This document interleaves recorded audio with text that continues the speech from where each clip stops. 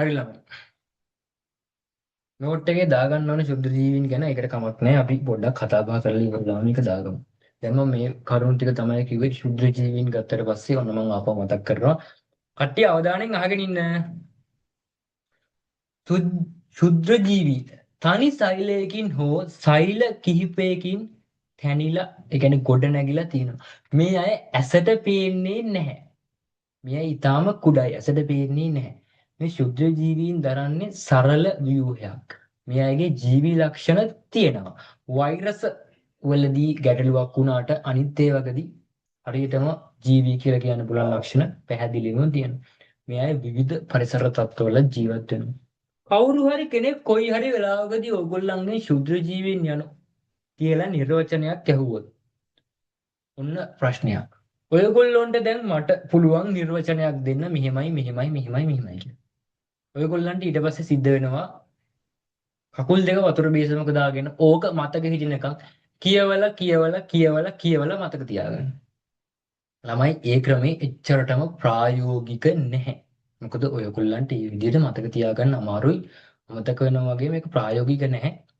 ළමයි තාර්කික ක්‍රමවේදයක්. අපි ඒකට අනුගමනය කරන්න ඕන. ඒ කියන්නේ ළමයි ඕගොල්ලෝ ශුද්‍ර ජීවීන් කියන්නේ කවුද කියලා අඳුරගන්න ඕනේ. අඳුරගෙන ඕගොල්ලන්ට ඒ අවස්ථාවේදී නිර්වචනයක් හදාගන්න පුළුවන් වෙන විදිහට ඕගොල්ලෝ කරුණු දැනගෙන ඉන්න ඕනේ. ළමයි නිර්වචනයක් කොහේ හරි තැනක ලිව්වට පස්සේ නිර්වචනයකට කොහොමද ලකුණු දෙන්නේ? ඇත්තටම ළමයි නිර්වචනයකට ලකුණු දෙන්නේ නිර්වචනයේ අඩංගු වෙන කරුණු අනුව. ඒ කියන්නේ ඔයා ලියන නිර්වචනයේ ඒ අදාළ කරුණු දෙන අපි ගමු ශුද්‍ර ජීවීන් ගැන නම් ඇසට නොපෙනෙන ඉතා කුඩා ඒකසෛලික හෝ බහුසෛලික අන්න ඒ වගේ සරල ව්‍යුහයක් දරන අන්න ඒ වගේ ජීවි කාණ්ඩයට අයත් වන අන්න ඒ වගේ කියන කරුණු ටික එකතු වෙලා ඔයගොල්ලෝ ඔය කරුණු කොයි විදියට දැම්මද? ඒ කියන්නේ ජීවි කාණ්ඩයට අයත් වන ඒකසෛලික හෝ බහුසෛලික වන ඇසට නොපෙනෙන එහෙම කිව්වත් හරි නැත්නම් ඇසට නොපෙනෙන කියන තැනින් පටන් අරගෙන ඇසට නොපෙනෙන ප්‍රමාණයේ නැත්නම් ඊටා කුඩා ප්‍රමාණයේ ඇසට නොපෙනෙන ඒකසෛලික හෝ බහුසෛලික වන ජීවි ලක්ෂණ පෙන්눔 කරන අන්න ඒ වගේ කියලා මේක හැදුවත් ගැටලුවක් නෑ ළමයි. ඔයගොල්ලන්ට එතකොට මේක මහා අමාරුවෙන් වාක්‍යයක් කියලා ලොකු කෑල්ලක් කටපාඩම් කරගන්න ඕන වෙන්නේ නෑ. ඔයගොල්ලෝ මතක තියාගන්න ශුද්‍ර ජීවියෙක් වුණාම ඒ කෙනාගේ මොනවද තියෙන විශේෂ ලක්ෂණ අන්න ඒ විශේෂ ලක්ෂණ ටික දාලා ඔයා ඒ වෙලාවට ඒ ඔක්කොම ටික දාලා ඔයා නිර්වචනය හදන්න නිර්වචනයට ලකුණු දෙන්නේ ඒ නිර්වචනයේ අඩංගු වෙන කන්ටෙන්ට් එකේ තියෙන කන්ටෙන්ට් එක කියන්නේ අන්තර්ගතයේ තියෙන කරුණු ටිකට. ඒ හින්දා බය වෙන්න එපා.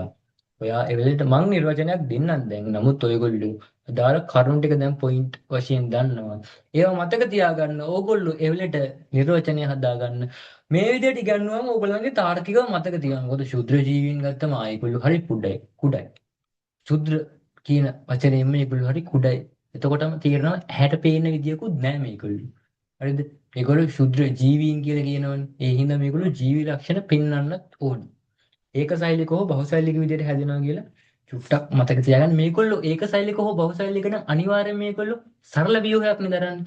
අන්න ඒ විදිහට කරුණු ටික එකිනෙකට පල්ලෙහාට ලින්ක් කරගෙන තියාගන්න. ඒ ලින්ක් කරගත්තු කරුණු ටික තුල ඕගොල්ලන්ටම නිර්වචනයක් හදාගන්න පුළුවන් ළමයි. ඊට පස්සේ අපි යමු මෙන්න මේකේ තියෙන ශුද්‍ර ජීවීන්ගේ කාණ්ඩ කිහිපයක් තියෙනවා. ඒ කාණ්ඩ කිහිපය ගැන බලන්න. තමයි ශුද්‍ර ජීවීන් ගත්තට පස්සේ ප්‍රධාන වශයෙන්ම ඉන්නවා බැක්ටීරියා කියලා වර්ගයක්.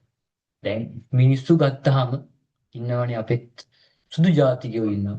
කළු ජාතිකයෝ ඉන්නවා. එහෙනම් දැන් ලංකාව ගත්තොත් සිංහල, මුස්ලිම් හැබැයි ලේවලවත් එහෙම මුකුත් නැහැ. හැබැයි මේගොල්ලන්ගේ නම් ශාරීරික හෝ අභ්‍යන්තර වෙනස්කම් තියෙනවා. නමුත් මේ ශුද්‍ර ජීවීන් මිනිසුන් කියන කාණ්ඩය වෙනස් වෙනවා වගේම ශුද්‍ර ජීවීන් කියන කාණ්ඩයේත් වෙනස්කම් ඇති වෙනවා කියන එක පමණක් එතනින් අරගන්න. අපි පොඩ්ඩක් යමු. බැක්ටීරියා තියෙනවා, දිලීර තියෙනවා, ඊට පස්සේ ප්‍රොටෝසෝවා. ප්‍රොටෝසෝවා තියෙනවා, ඊට පස්සේ ඇල්ගී සහ අවසාන වශයෙන් මම අර කිව්වා ප්‍රශ්නාර්ථයක් ඇති කරන වෛරස් එතන අඩංගු වෙලා තියෙනවා. හරිද දරුවනේ? දරුවනේ නැතුව ළමයි කියලා කියන්නේ. අපි මුලින්ම බැක්ටීරියා ගැන චුට්ටක් කතා කරමු. බැක්ටීරියා මොන වගේද? බැක්ටීරියා කොහොමද ක්‍රියාත්මක වෙන්නේ වගේ. ඕගොල්ලන්ගේ ටියුට් එකේත් මේ වගුව තියෙනවා. ඔයගොල්ලන්ගේ ටෙක්ස්ට් බුක් එකේත් මේ වගුව තියෙනවා. පුළුවන් අය මේ වගුව දිහා පොඩ්ඩක් බලාගෙන මම කියන එක අවබෝධ කරගන්න. ඒක සෛලික අන්වීක්ෂ්‍ය ජීවි කාණ්ඩයේ ළමයි මම මේ කාරණාව ශුද්‍ර ජීවීන් ගැන කියද්දිම කිව්වා. හරි. බැක්ටීරියා කියන්නේ ශුද්‍ර ජීවියෙක්. එහෙනම් අර කිව්ව කාරණා මෙයාටත් වළංගුද? ඔව් අනිවාර්යෙන් වළංගුයි. ඒ වළංගු වෙන කාරණාවක්ම තමයි ආපහු මේ මෙතන දීලා තියෙන්නේ. ඒක සෛලික අන්වීක්ෂ්‍ය ජීවි කාණ්ඩයක් කියලා. ඒක ඕගොල්ලෝ දන්නවා. මම නම් කොහොමද දන්නව? දැන් ඕගොල්ලන්ට මම ගැන උගන්වපු හින්දා ඕගොල්ලෝ ඒක දන්නවා. ඊට පස්සේ දේහය විවිධ හැඩ සහිත. අන්න ඒක පොඩ්ඩක් මේගොල්ලන්ට විශේෂයි. මේගොල්ලන්ගේ දේහය විවිධ හැඩ සහිතයි. ඒ කියන්නේ එක එක කට්ටිය ඉන්නවා එක එක හැඩ. එක එක හැඩ කියලා කියන්නේ වෙන බහූබූත හැඩ තියෙන අයත් ඉන්නවා. නිකන් සිලින්ඩරයක් වගේ අය ඉන්නවා. රවුම් අය ඒ වගේ විශේෂිත විදියට හැදෙන බැක්ටීරියා වර්ග ගොඩක් තියෙනවා ළමයි. ඕගොල්ලන්ට දැන් වැඩි වශයෙන්ම අහුවෙන මටත් ඉගෙන ගද්දි ඒ කාලේ මතක තිබ්බම බැක්ටීරියාවක් තමයි ඔය නයිට්‍රජන් තිර කරන් ඉන්නේ බැක්ටීරියාවක්. අන්නේ බැක්ටීරියාව ඊට පස්සේ තව බැක්ටීරියා කිහිපයක් ඕගොල්ලන්ට මෙහෙම ඉගෙනගෙන යද්දි විශේෂයෙන් මතක තිය අපි නම් මෙහෙම කියනවා. එතකොට මතක තියන අය ඉදී අමතක වෙන ඒවාත් ඉදී ඒ ගැන එච්චර හිතන්න එපා. බැක්ටීරියා කියන්නේ එක්තරා ශුද්‍ර ජීවී කාණ්ඩයක්. පෘථුවිය මත ඉතා පුළුල්ව සෑම පරිසරයකම මේගොල්ලෝ ව්‍යාප්තව ඉන්නවා. ඇත්තටම ළමයි මේ බැක්ටීරියා කියන කාණ්ඩය බොහෝ සෙයින් ව්‍යාප්තව තියෙනවා. ඒ කියන්නේ වැඩි වශයෙන් ඉන්න බැක්ටීරියා ඔයගොල්ලෝ අහලා ඇති තුවාලවල ඔය තුවාල වුණු අයට එහෙම ඇන්ටිබයොටික් එහෙමත් දෙනවා ප්‍රතිජීවක. ඒ සාමාන්‍යයෙන් ඔය බැක්ටීරියා වලින් අපිට ආසාදන සිද්ධ වෙනවා. ලෙඩ හැදෙනවා අපිට බැක්ටීරියා වලින් හොඳ දේවල් කරන්න පුළුවන්. කියන්නේ කිරි වගේ හදද්දි ඕන වෙනවා. තව ඊට පස්සේ ඔය ලෙඩ රෝග වලට බෙහෙත් හදා ගන්න පවා මේ ශුද්‍ර ජීවීන් පාවිච්චි වෙනවා. ඒ අතින් බැක්ටීරියා හොඳයි කියලා කියන්න පුළුවන්. මොකද බැක්ටීරියා කර්මාන්ත ගොඩකට පාවිච්චි වෙනවා. ඊට පස්සේ ළමයි බැක්ටීරියා වලට නිදසුන් කිහිපයක් තියෙනවා. කිරි ආහාර නිෂ්පාදනයේදී භාවිතා කරන මේ තියෙන ළමයි ලැක්ටෝබැසිලස් කියලා. හරිද? ඔයගලන්ට මේ නම කියන එකේ තේරුමක්ම නැහැ. ඒ කියන්නේ කොහේදීවත් මේ නම අහන්නේ නැහැ. මම මේක කියන එක ඕගොල්ලන්ට ටිකක් බරසාර වැඩි වෙන්නත් පුළුවන්. මෙතන මේ ඉන්නේ ලැක්ටෝබැසිලස් කියන බැක්ටීරියාව. එහෙම අවශ්‍ය නැහැ. අපි මෙහෙම කරමු. නිදසුන් වශයෙන් මේ අය කිරි ආහාර නිෂ්පාදනයේදී භාවිතා කරනවා බැක්ටීරියා. ඊට පස්සේ මේ ඇන්ත්‍රැන්ස් රෝගකාරකය. මේ ඇන්ත්‍රැන්ස් කියන රෝගකාරකයේ හැදෙන්නේ ළමයි බැක්ටීරියාවක් නිසා. මේ බැක්ටීරියාව තමයි සම්පූර්ණ මේ ඇන්ත්‍රැන්ස් කියන රෝගකාරකය හදන්නේ. බැසිලස් ඇන්ත්‍රැන්ස් කියන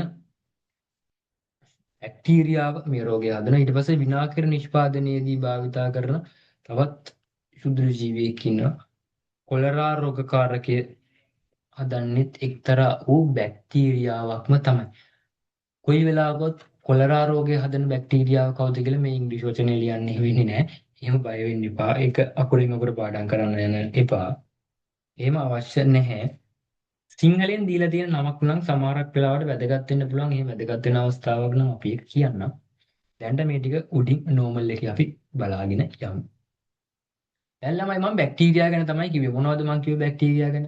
මේගොල්ලෝ ඒකසෛලික අන්වීක්ෂ්‍ය ජීවි කාණ්ඩයක් කිව්වා. ඒක කොහොමද ඔයගොල්ලෝ මේ ශුද්ධ ජීවීන් ගැන කතා කරද්දී අනිවාර්යෙන් දන්නවා. ඊට පස්සේ මම කිව්වා මේක ඔයගොල්ලන්ගේ දේහය විවිධ හැඩ සහිතයි කියලා. තමයි ඔයගොල්ලන් ඉස්සරහට යද්දී ඇයි තේරෙයි ඇයි දේහය විවිධ හැඩ සහිතයි කියලා කිව්වේ කියලා. දැන් සමහර ජීවීන් කොට්ටාසයක් ඉන්නවා ශුද්ධ ජීවීන් කොට්ටාසයක්. ඒ අයගේ දේහයේ හැඩයක් අපිට කියන්න බෑ. එහෙමයි ඉන්නවා. ඒ මොකද කිව්වොත් නිකන් ජෙලි වගේ. ඒගොල්ලෝ ඕන පැත්තට යද්දී ඒගොල්ලෝන්ගේ ඕන අඬු හදාගෙන ඒගොල්ලෝ අර ඇදිලා යනවා වගේ නිකන් වතුර බින්දුවක් වගේ පෙරලි පෙරලි යන්න පුළුවන්. නිකන් ජෙලි එකක් වගේ. එතකොට ඒ අයගේ ශරීරයේ හැඩයක් කියන්නවත් බෑ. අන්න ඒ වගේ කට්ටිය ඉන්නවා. හැබැයි මේ බැක්ටීරියා කියන්නේ නිශ්චිත විදිහේ ශරීර හැඩයක් තියෙන කට්ටිය. ඒ කියන්නේ අර ජෙලි එකක් වගේ නැහැ. ශරීර හැඩයක් තියෙනවා. එක එක හැඩ තියෙන කට්ටිය ඉන්නවා. අර උස කට්ටිය, කොට කට්ටිය, මහත කට්ටිය, මිටි කට්ටිය වගේ. අන්න එහෙම කට්ටිය මේගොල්ලන්ගේ ඉන්නවා. පෘථුවිය මත ඉතා පුළුල්ව සෑම පරිසරයකම ව්‍යාප්ත වෙනවා. ගොඩක් දුර ළමයි ආන්තික පරිසර තත්ත්වය කියන්නේ හිම තියෙන ග්ලැසියර වල ගිනි කඳු වල ඊට පස්සේ පෙට්‍රෝලියම් නිදි වල සාමාන්‍යයෙන් ඉන්න බෑ. ඒ වගේ ජීවියෙක්ට ඉන්න පුළුවන් සුදුසු පරිසර තත්ත්ව නැහැ. නමුත් ඒවට ඕන විදියට හැඩගැසුණු බැක්ටීරියාවල් ඉන්නවා. තමයි ලෝකයේ ජීවය ආරම්භ වෙද්දී මුලින්ම ඇති වෙලා තියෙන්නේ බැක්ටීරියාවක්ලු. එහෙම මතපල කරලා තියෙනවා නෙවෙයි. එහෙම තමයි සාමාන්‍ය විද්‍යාවේදී පරිණාමවාදයේදී ජීවය ඇතිවීමේදී කියන්නේ බැක්ටීරියාවක් තමයි මුලින්ම ඇති වෙලා තියෙන්නේ. මේ බැක්ටීරියාව මේ ඒ ශ්වසනය කිරීම සම්බන්ධයෙන් අර තියෙන ඒ කාලේ හොඳ වායුගෝලයක් තිබ්බේ නැහැලු. ඒ කාලේ තිබුණේ විශේෂිත වායුගෝලයක්. ඒ වායුගෝලයට පවා කිසිම ගැටලුවක් නැතුව හැඩ ගැහිලා ඉන්න පුළුවන් જાති බැක්ටීරියාවක් තමයි ජීවයේ මුලින්ම ඇති වෙලා තියෙනවා කියලා කියන්නේ. එහෙම බැලුවට පස්සේ මේ බැක්ටීරියාව පෘථිවිය මත අවුරුදු මිලියන ගාණක් ඉඳලා තියෙනවා. මේ ඇයට ඕනම ආන්තික පරිසර තත්ත්වයක ඉන්න පුළුවන්. ගිනි කඳු ඇතුලේ පවා ඉන්නවා කියන්නේ ඕනම ආන්තික පරිසර තත්ත්වයක ඇතුලේ මේගොල්ලන්ට ජීවත් වෙන්න පුළුවන්කම තියෙනවා. මේගොල්ලන්ගේ රෝග ඇති වෙනවා. දරුණු රෝග පවා ඇති වෙන්න පුළුවන්. ඒ වගේම මේගොල්ලන්ගෙන් බොහෝ හොඳ දේවල් කරනවා. කියන්නේ කිරි ආහාර නිෂ්පාදනයේදී ඔයගොල්ලෝ ඔය කන යෝගට් වගේ ඒවා හදන්න මේ අය ඕන වෙනම ඇත්තටම. ඒ කියන්නේ යෝගට් හදද්දි ස්පර්ශ ක්‍රමය කියලා එකක් තියෙනවා. ඒ කියන්නේ ළමයි මේ පරණ යෝගට් එකක් හදපු ඔය අලුතෙන් හදන්න ඉන්න යෝගට් වලට දානවා. එහෙම දාලා තමයි යෝගට් එක හදාගන්නේ. එහෙම කරන්නේ මේ අදාළ බැක්ටීරියාවක් තියෙනවා. ඒ බැක්ටීරියාව මේකට ඉක්මනින් යවා ගන්න. නැත්තම් යෝගට් එක හදන එක ටිකක් පරක්කු වෙනවා. අර හැදිච්ච යෝගට් එකක් දැම්මම ඒකේ ඉන්න බැක්ටීරියාව ටික ගිහිල්ලා අලුතෙන් හැදීගෙන ඇවිල්ලා වැඩේ ඉගෙන ගන්න බැක්ටීරියාවන්ට කියනවා ඔහොම නෙමෙයි මචං මෙහෙමයි කරන්න කියලා. ඒගොල්ලෝ ඉක්මනට යෝගට් එක හදනවා. ඇත්තට මේක ඉක්මන් කරගන්න තමයි දාන්නේ පරණ යෝගට් එකක්. අහන්න එපා එතකොට පළවෙනි යෝගට් එක කොහොමද හැදුනේ කියලා. ඇත්තටම මේ යෝගට් එකක් නොදත් යෝගට් ඒ හදන ක්‍රමවේද යනවා යෝගට් හැදෙනවා. නමුත් ඒකට ටිකක් වැඩිපුර කාලය යනවා. ඒ හින්දා එච්චර කාලයක් යන්නේ නැතුව හදා ගන්න ඕන හින්දා කලින් නිෂ්පාදනය කරපු යෝගට් නිෂ්පාදනය කරද්දී සාමාන්‍යයෙන් දානවා. ඒ කර්මාන්තය විශාල නිෂ්පාදනයේදී නෙවෙයි සාමාන්‍ය නිෂ්පාදනයේදී කරනවා. කර්මාන්ත නිෂ්පාදනයේදී ටිටිමම් කරනවා මේක. එතකොට ළමයි අපි බැක්ටීරියා ගැන ටිකක් කතා කරා. අපි යමු ඊළඟ කාණ්ඩෙට. දිලීර කියලා තියෙනවා. දිලීර වල ලක්ෂණයක් බලන්න බලමු. ඒකසෛලික වෙන්න බහුසෛලික දිලීරද ඇත. දැන් අපි කලින්ම කිව්වනේ. ඒගොල්ලෝ ඒකසෛලික ඉන්නත් පුළුවන් බහුසෛලික ඉන්නත් පුළුවන්. එතකොට මේ කලින් කියපු කරුණක් ඇවිත් තියෙනවා. ශුද්‍ර ජීවීන්ටම කියලා කියපු කරුණක් මෙතෙන්දී දීලා තිනවා. එතකොට ඕගොල්ලෝ ඒක දන්නවා. ඒක ඕගොල්ලෝ හොඳින් දන්න කරුණක්. ඒක ආපහු මම විස්තර කරන්නේ නැහැ ඒ හින්දා. ඊට පස්සේ ළමයි තියෙනවා ඇතැම් දිලීරවල ප්‍රජනක ව්‍යුහ පියවි ඇසින් බව දැකගත හැකිය. තමයි මේ දිලීරවල ප්‍රජනක ව්‍යුහයක් සාමාන්‍යයෙන් අකුණු ගහන වෙලාවට තමයි මේක සාමාන්‍යයෙන් වෙන්නේ. ගොඩක් වෙලාවට එහෙම නැතුවත් වෙනවා. ගොඩක් වෙලාවට අකුණු ගහන වෙලාවට වෙන්නේ මේ දිලීරවල ප්‍රජනක ව්‍යුහයක් අපිට ඇස් වලින්ම දැක ගන්න පුළුවන්. ඒක තමයි මේ බිම්මයි. හතු පිපෙනවා කියලා කියන්නේ. අන්න මේ හතු දිලීර වලින් තමයි හැදෙන්නේ. දිලීරවල ප්‍රජනක ව්‍යුහයක් තමයි මේක. එතකොට ළමයි තෙතමනේ සහිත උපස්තර මත වර්ධනය වේ.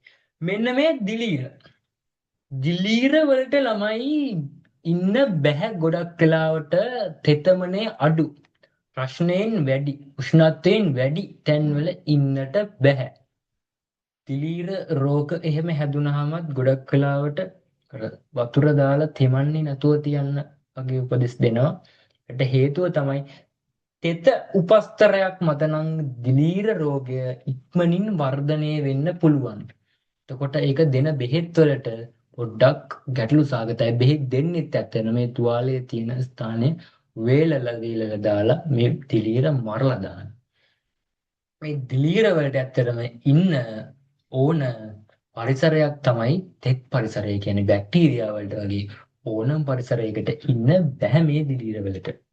ඒකත් එක්තරා වැදගත් කාරණාවක්. ඒ වගේ මේ දිලීර වලට නිදසුන් විදියට තියෙන ළමයි මියුක. ඒ කියන්නේ පාන් පුස්. ඕගොල්ලෝ ගෙනාපු පාන් පෙත්තක් ඔන්න ඕගොල්ලන්ගේ කාමරේට ගේනවා කන්න අමතක වෙනවා. ඒක තියෙනවා දවස් දෙක කීපයක් විතර.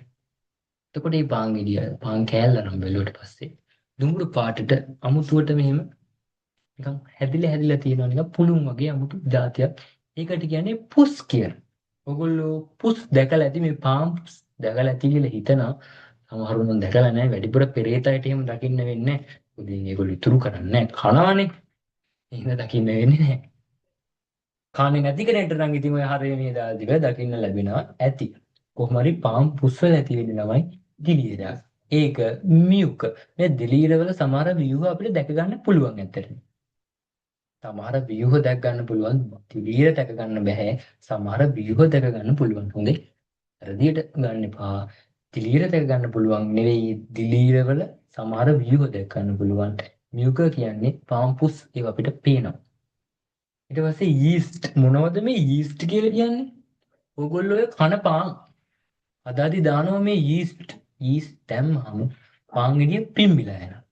ඇතුලේ එහෙම මහ ලොකු දෙයක් නැහැනේ. පාන් ගෙඩිය පැත්තක් කර පැත්තෙන් අපිට ඇතුලට අත දැම්මොත් එහෙම තද වෙලා යනවා. මහ දෙයක් නැහැ. එහෙම තමයි හැදිලා තියෙන්නේ. ඒ වෙලාව තියෙන්නේ පිම්බිලා ඇවිල්ලා. ඒ පිම්බෙන්නේ යීස්ට් නිසා තමයි මේ විදිහට ඒක හැදෙන්නේ ළමයි. එතකොට ඕගොල්ලන්ට දිලීර වලට උදාහරණ වශයෙන් මියුක සහ යීස්ට් කියන නම් දෙක මතක තියාගන්නට වෙනවා. මොකද මේක සිංහලෙන් දීලා තියෙන්නේ. කොයි වෙලාවක හරි ඕගොල්ලන්ගෙන් දැන් පල්ලෙහා තියෙනවා ප්‍රොටෝසෝවා වලදී සිංහලෙන් දීලා කට්ටියක්. හරිද? කොයි හරි වෙලාවකදී ඔයාගෙන් ප්‍රශ්නයක් අහන්න පුළුවන් මේ අතරින් දිලීරයක් වන්නේ කියලා ප්‍රොටෝසෝවාගෙන් 3 දෙනෙක්ව දාලා ඔය මියුක හරි යීස්ට් හරි එක්කෙනෙක්ව දාලා ප්‍රශ්නයක් අහන්න පුළුවන්. අන්න එතකොට මේ ප්‍රශ්නෙට ඔයාට උත්තර දෙන්න වෙනවා. එතකොට ඔයා මේක දැනගෙන ඉන්න වෙනවා. නමුත් බැක්ටීරියා වල දීලා තියෙන ඉංග්‍රීසි නම් වගේ නම් ප්‍රශ්න කරන්නේ නැහැ. නමුත් මේ සිංහල නම් ඕගොල්ලෝ මතක තියාගෙන ඉන්න ඕන. දිලීර දැන් ඕගොල්ලෝ මොකද්ද කරන්න ඕන? හයිලයිට් එකක් හරි ඕගොල්ලෝ ගාව පෑනක් හරි මොන හරි තියෙනවා නම් මේ මියුක සහ යීස්ට් යටින් ඉරක් ඇඳ ගන්න. මොකද මේ දෙක ඕගොල්ලෝ මතක තියාගන්නට ඕන. දැන් අපි සාමාන්‍යයෙන් උඩින් කතා බහ කරගෙන ගියා දිලීර සම්බන්ධවත්. මේ දිලීර සහ බැක්ටීරියා කියන්නේ මොනවද? ඇත්තට මේ දිලීර සහ බැක්ටීරියා කියන්නේ ශුද්‍ර ජීවීන්. ශුද්‍ර ජීවීන් කියන්නේ මොකුන්ද? තමයි ශුද්‍ර ජීවීන් කියන්නේ තනි සෛලයකින් හෝ සෛල කිහිපයකින් ගොඩනැගිලා තියෙන පීවිසට පේන්නේ නැති සරල ව්‍යුහයක් දරන්නා වූ ඕනෑම පරිසර තත්වයකට හැඩගැහෙන්න පුළුවන් ජීවි ලක්ෂණ පෙන්눔 කරන ඊටාම කුඩා සත්ත්ව කොටාශයක් තමයි මේ ශුද්‍ර ජීවීන් කියන්නේ. මේ ශුද්‍ර ජීවීන්ගේ විශේෂ වර්ගයේ කොටස් කිහිපයක් තියෙනවා. ඒකෙන් එක් කොටසක් බැක්ටීරියා අපි ගැන දැන් කතා කරා. තවත් කොටසක් තමයි දිලීර. අපි දැන් ඒ ගැනත් කතා කරා. මේ පාඩම අවසන් වෙනකම් මේ කට්ටිය ගැන කතා කරන්න තියෙනවා. අපි එතකන් ලාවට වගේ ප්‍රොටෝසෝවත් බලමු. තමයි මෙතන ලස්සන පින්තූර වගේක් දීලා තියෙනවා. ඒ පින්තූර ටිකත් බලන්න අපි ටියුට් එකේ ඒ පින්තූර ටික දීලා තියෙනවා වෙනසක් කරේ නැහැ. තවත් ඕගොල්ලන්ට පින්තූර වශයෙන් අවශ්‍ය නම් මම ඒක ගෲප් එකටම දාන්නම්. ඕගොල්ලන්ට එතකොට ඒක සේව් කරගන්න හරි පුළුවන්. මට එතකොට ආලෝක අන්විෂේ ඉමේජ් එකක් දාන්න තියෙනවා මම ඒකත් බලලා දාන්න. එතකොට ළමයි ප්‍රොටෝසෝවා. ප්‍රොටෝසෝවා කිව්වට පස්සේ ඒකෙත් තියෙනවා ඒකසෛලික අන්වීක්ෂිත ජීවී කාණ්ඩය. ඔන්න වැදගත් දෙයක්. ඔන්න වැදගත් දෙයක්. බැක්ටීරියා කොහමද? ඒකසෛලික අන්වීක්ෂිත ජීවී කාණ්ඩයක. දිලීර කොහමද? ඒකසෛලික වෙන බහුසෛලික දිලීර. ඇත. ප්‍රොටෝසෝවා ඒකසෛලික අන්වීක්ෂිත ජීවී කාණ්ඩයක. දැන් ළමයි මේ බැක්ටීරියා දිලීර හා ප්‍රොටෝසෝවා ගත්තාම බැක්ටීරියා හා ප්‍රොටෝසෝවා සම්පූර්ණයෙන්ම ඒකසෛලික ජීවී. ඒකසෛලික ජීවී. කොයි හරි අවස්ථාවකදී ඒකසෛලික යෝ ගැන ප්‍රශ්නයක් කරොත් එතෙන්දී දිලීරව උත්තරයකට දීලා තිබ්බොත් දිලීර ඒකසෛලිකමයි කියන්න බෑ. මොකද දිලීරවල බහුසෛලිකයෝ ඉන්නවා. කරුණාකර ළමයි ඔය තියෙන හයිලයිට් එකකින් හරි පෑනකින් හරි බැක්ටීරියාවල ඒකසෛලික කියන එකටත් දිලීරවල ඒකසෛලික මෙන්ම බහුසෛලික කියන එකටත් ප්‍රොටෝසෝවාවල ඒකසෛලික කියන එකටත් හයිලයිට් එකකින් පෑනකින් හරි ඉක්මනට ඉරක් ගා ගන්න. මොකද මේවා වැදගත් කරුණු කොයි හරි තැනකදී දුන්නොත් ඕගොල්ලොන්ට ඉක්මනට අමතක වෙනවා. මොකද මේවා අස්සේ තියෙන කරුණු. වැඩි හිතන්නේ නැහැ. මොකද මම කලින්ම දීලා තියෙනවනේ ඒකසෛලික වෙන්න බහුසෛලික විය හැකියි කියලා. නමුත් මේතන ඇත්තටම ඒකසෛලික අන්වීක්ෂීය ජීවී කාණ්ඩයක් ඒකසෛලික අන්වීක්ෂීය ජීවී කාණ්ඩයක් කියලා බැක්ටීරියා හා ප්‍රොටෝසෝවා වලට දීලා තියෙනවා. හැබැයි දිලීර වලට ඒකසෛලික වෙන බහුසෛලික කියලා දීලා තියෙනවා. මේ වගේ කරුණු ගොඩක් වෙලාවට ඕගොල්ලෝ මිස් කරනවා. ඒකෙන් ඕගොල්ලන්ට ලකුණු අඩු වෙන්න පුළුවන්. මොකද ඒ වෙලාවට උත්තරයක් ගහද්දී MCQ ඒක කියන්නේ බහුවර්ණ ප්‍රශ්නකදී කනාවට තමයි ඉතින් උත්තරේ ගහන්නේ. හරියට උත්තරේ දන්නේ නැතුව දැනගෙන ඉන්නව කරුණු ඒත් එවෙලට හරියටම කවුද කියලා හිතා ගන්න බැරි වෙනවා. පොඩ්ඩක් ඒ හින්දා ඒව නෝට් කරගෙන තියාගන්න ළමයි. ඊට පස්සේ ඇතැම් ප්‍රොටෝසෝවාවන් සංචරණය සඳහා පක්ෂිම හෝ ව්‍යාජ පාද හෝ කටිකා හෝ දරයි. මොකද්ද ඇතැම් ප්‍රොටෝසෝවාවන් සංචරණය? මොකද්ද සංචරණය? තමයි චලනය. ළමයි දැන් මේ අත තියෙනවා මේ අත චලනය වෙනවා. මේ එක තැන තියෙන්නේ නමුත් සෙලවෙනවා. මේක චලනයක්. මේක සංචරණයක් විදියට ගත්තොත් මේක යනවා. මේ කියන්නේ මේ ප්‍රොටෝසෝවාවන්ට කොහේ හරි යන්න ඕන නම් නිමාඩු දවසේ කොහේ හරි යන්න ඕන නම් ඔයගලන්ට නිමාඩු දවස් නම් තියනවාද කියලා අපි දන්නේ නැහැ. මං කියන්නේ කොහේ හරි යන්න ඕන උනාට පස්සේ. එතකොට මේගොල්ලෝ පක්ෂිම ව්‍යාජ පාද හෝ කශිකා කියන ඒවා දරනවා.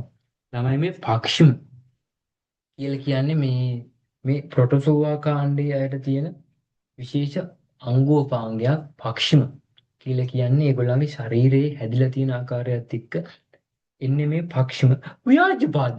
ඒ මොනවද? ව්‍යාජයි කියන එක නම් දන්නවනේ.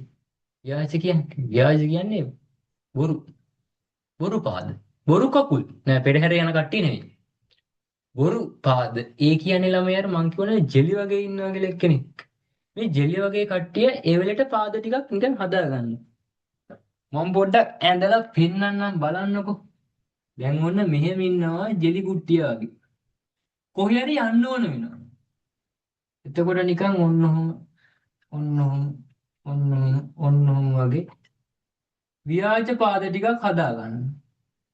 දැන් නිකන් මේ වයින් ඇදි වගේ යන්න පුළුවන්. මේව කුට්ටිය වශයෙන්ම යන්න ටිකක් අමාරුයිනේ.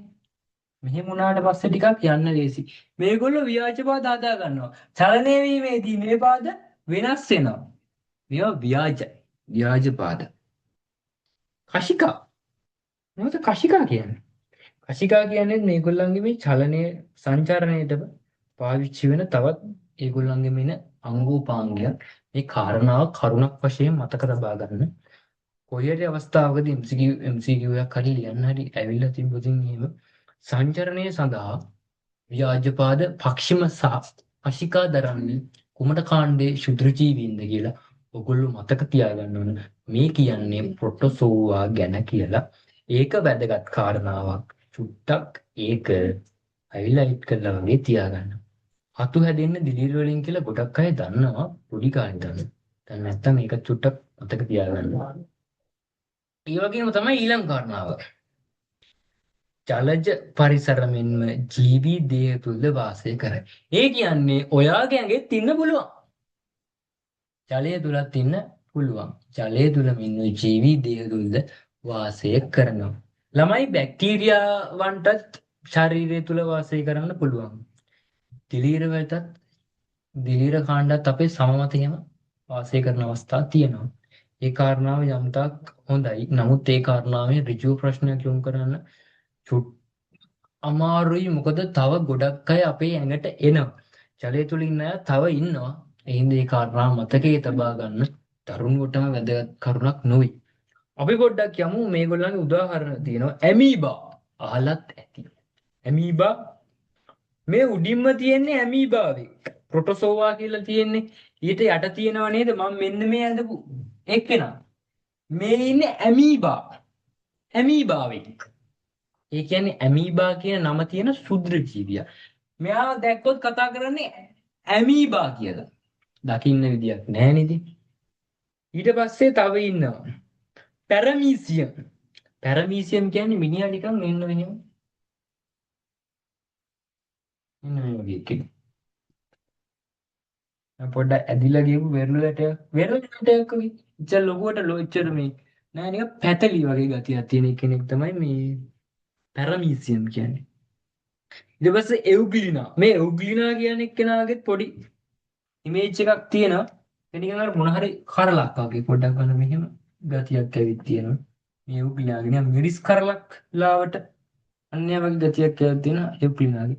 ඊළඟ එකනා ප්ලැස්මෝඩිය. මේ ප්ලැස්මෝඩියම් නම් ශරීරගත වෙනවා. ශරීරගත වීමෙන් පිට රෝග ඇති කරන්න පුළුවන්. ඒ සම්බන්ධව රතුරු දිඩාණු ප්ලැස්මෝඩියම් වගේ අසාධනය වීම කියලා දීලා තියෙනවා. ඒ ප්ලැස්මෝඩියම් අපි ශරීරය ඇතුළට ඇවිල්ලා අපේ රතුරු දිඩාණු ආසාදනය කරන්න පුළුවන්. ඒක ටිකක් අපිට රෝගාතුර තත්ත්වයක් ඇති කරනවා.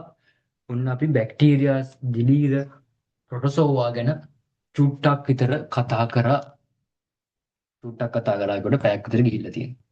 අපි ඊළඟ කරුණු චුට්ටක් බලමු. ඇල්ගි. ඇල්ගි මෙන්න මෙයත් ඒකසෛලික මෙන්ම බහුසෛලික ආකාරද ඇත.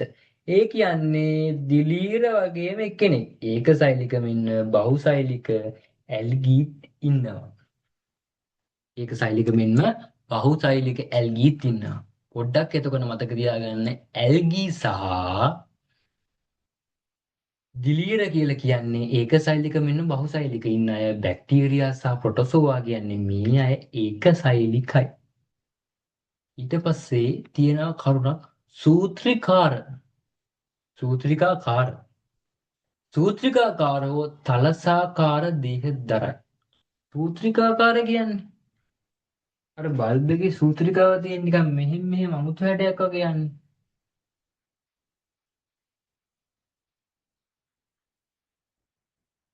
මෙහෙමනේ සූත්‍රිකාවක් තියෙන බල්බ් එකේ. මෙන්න මේ වගේ නිකන් මේ සූත්‍රිකාකාරයක් දරන්න කට්ටිය ඉන්නවා. නිකන් අර ස්ප්‍රින් එකක් ඔය නිකන් අමුතුවට ගිහිල්ලා වගේ. මේ ඉන්නේ කොහොමද කියලා උඩ හිතා ගන්න අමාරුනේ. ඔය වගේ කට්ටිය ඉන්නවා. අමුතු අමුතු කට්ටිය ඉන්නවා මේ. අන්න ඒ වගේ සූත්‍රිකා ආකාරයේ කට්ටියක් තියෙනවා. ඊට පස්සේ මේ තලසාකාර කියන්නේ මොකද්ද? ඒගොල්ලෝ මෙන්න එහෙම රොට්ටියක් වගේ. තලයක් වගේ තලසාකාරයි. කියන්නේ මෙහෙම ෆ්ලැට් වෙලා තලයක්. තලසාකාරයි. ඔන්න ඒ වගේ කට්ටිය ඉන්නවා. ඒකෙන් ළමයි මේකෙන් ඍජු ප්‍රශ්නයක් දෙන්න බෑ. මේ තලසාකාර හෝ සූත්‍රිකාකාර කියලා දාන්න පුළුවන්. ඉතින් වාර විභාගයට වගේ සූත්‍රිකාකාර හෝ තලසාකාරව සිටින්නේ මොන වර්ගයේ සුත්‍රීවින්ද කියලා. ඒ වගේ ප්‍රශ්නයක් ලොකු විභාගයකදී ගේ ඉන්නේ නැහැ. එතකොට ඔයාට මේක වැදගත් වෙන්නේ ඇල්ගී සම්බන්ධයෙන් කරුණු තුනක් ලියන්න වගේ අවස්ථාවක් ඇවිත් තිබ්බොත් මේ වගේ අවස්ථාවක වෙනින් ඔයා මේක පාඩම් කරගෙන තියෙන එක චුට්ටක් වැදගත්. ඔයා කරුණු කීපයක් හයිලයිට් කරගෙන වැදගත් කරුණු ටිකක් මතක තියාගන්න. ඊට පස්සේ ජල පෘෂ්ඨ මත පාවෙන අන්වීක්ෂීය ඇල්ගී ශාක ප්ලවාංග ලෙස හැඳින්වේ.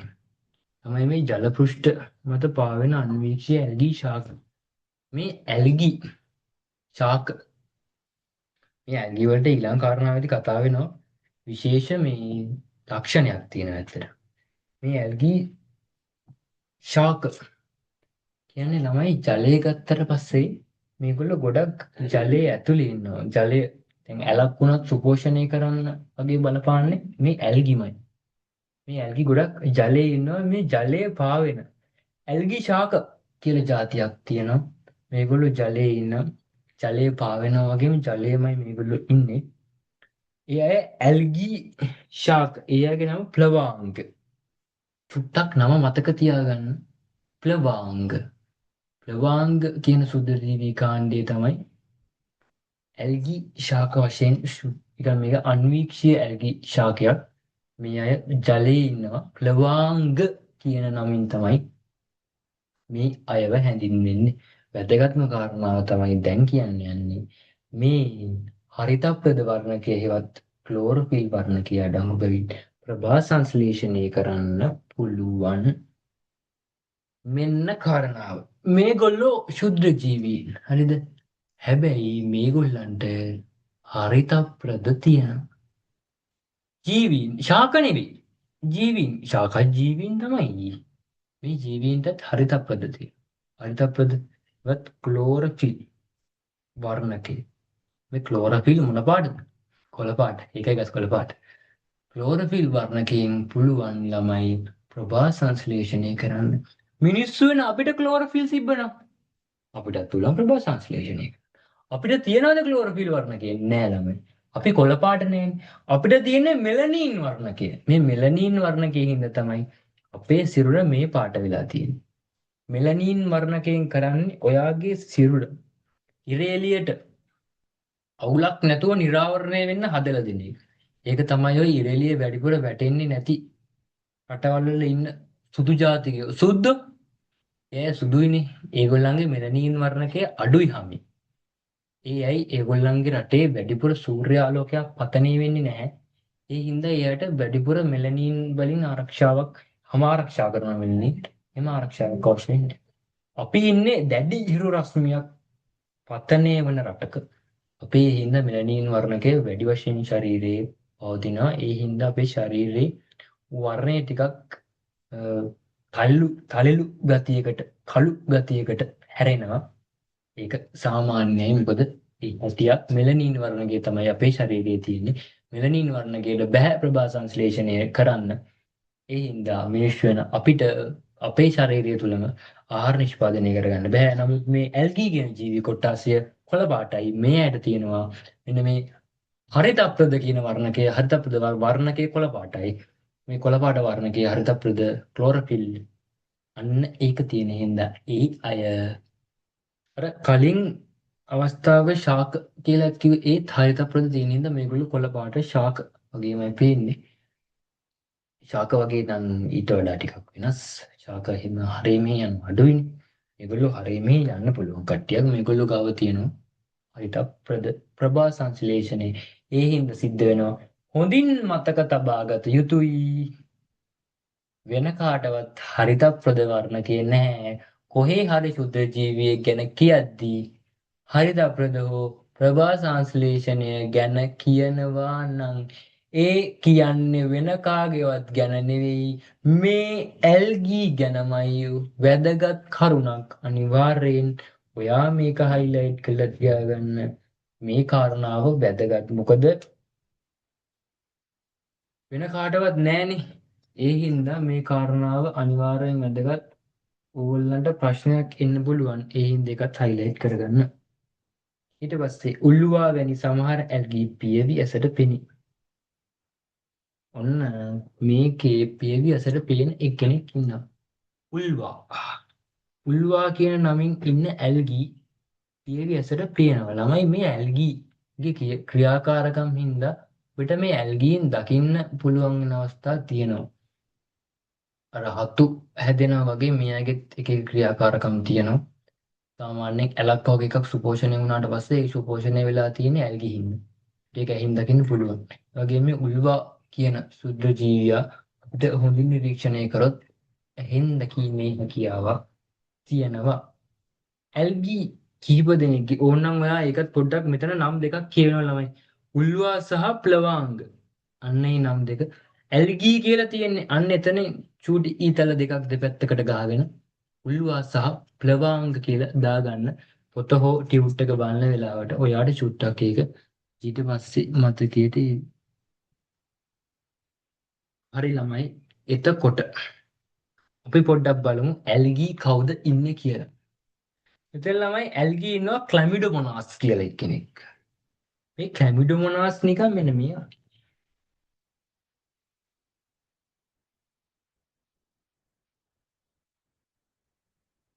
ඔන්න ඔයගේ චුට්ට අමුතුයි පොඩි මේවා කෑලි දෙකක් තියෙනවා. ලාවටමයි තියෙන්නේ. මම පොඩ්ඩක් ලොකෝට ඇඳලා චූටි කෑලි දෙකක් ඔය එකක් තියෙනවා. ඊට පස්සේ ස්පයිරෝගයිලා. ඒක ටිකක් දික් හැඩේ. ඕගලන්ට පින්තූරයක් තියෙන හින්දා මම අඳින්නේ නැහැ. ස්පයිරෝගයිලා. ඊට පස්සේ ඩයටම්ස් කියලා තියෙනවා. ඒගොල්ලෝ හරි අමුතු හැඩයෙන් තියෙන නිකන් කරු වගේ මෙහෙම ගියපු හැඩයන් තියෙන කට්ටිය ඉන්නවා. විගටි ආකාරයෙන් ගියපු ඒවා තියෙනවා. ඒ වගේ විවිධ ආකාරයෙන් ඩයටම් ඉන්නවා. ඔයගලන්ට ඒ වගේ පින්තූර දීලා තියෙනවා. පොඩ්ඩක් මේ සිංහලෙන් දීපු නම් අනේ ළමයි මතක තියාගන්න. මොකද මෙන් අනිවාර්යෙන් ප්‍රශ්න එනවා. ඒ හින්දා මතක තියාගන්න පොඩ්ඩක් මේගොල්ලන්ව ක්ලැමිඩෝමොනාස් ඇල්ගී. ඒ කියන්නේ ඔයගොල්ලන්ගෙන් අනිවාර්යෙන් එක MCQ එකක් හරි අහයි. මේ කට්ටියගේ නම් ටික දීලා මේ කො බැක්ටීරියාවක් වන්නේ කවුද? ඇල්ගී කෙනෙක් වන්නේ කවුද කියලා කලවම් කළ නම් දීලා අහයි. ඒ හින්දා බැක්ටීරියා කන්නේ කවුද කියලා අහන්න තරම් මේක දැනට නම් අපිට බැක්ටීරියා අහුන්නේ නැහැ. ඒත් අපිට ඇල්ගී කෙනෙක් ගැන අහන්න පුළුවන්. ඒ හින්දා සිංහලෙන් නම් දින අය මතක තියාගන්න ළමයි පාඩම් කරගන්න ඕන කියලා ටක් දාගන්න නෝට් එකක්. මම ඊළඟ දවසේ ඔයගොල්ලන්ගේ ප්‍රශ්න ටිකක් අහන්නම්. එතකොට ළමයි ඊළඟට තියෙනවා වෛරස්. වෛරස ගත්තම් ඔන්න කතන්දරේ අපි එනවා වෛරස වලට. හරි අපි බලමු.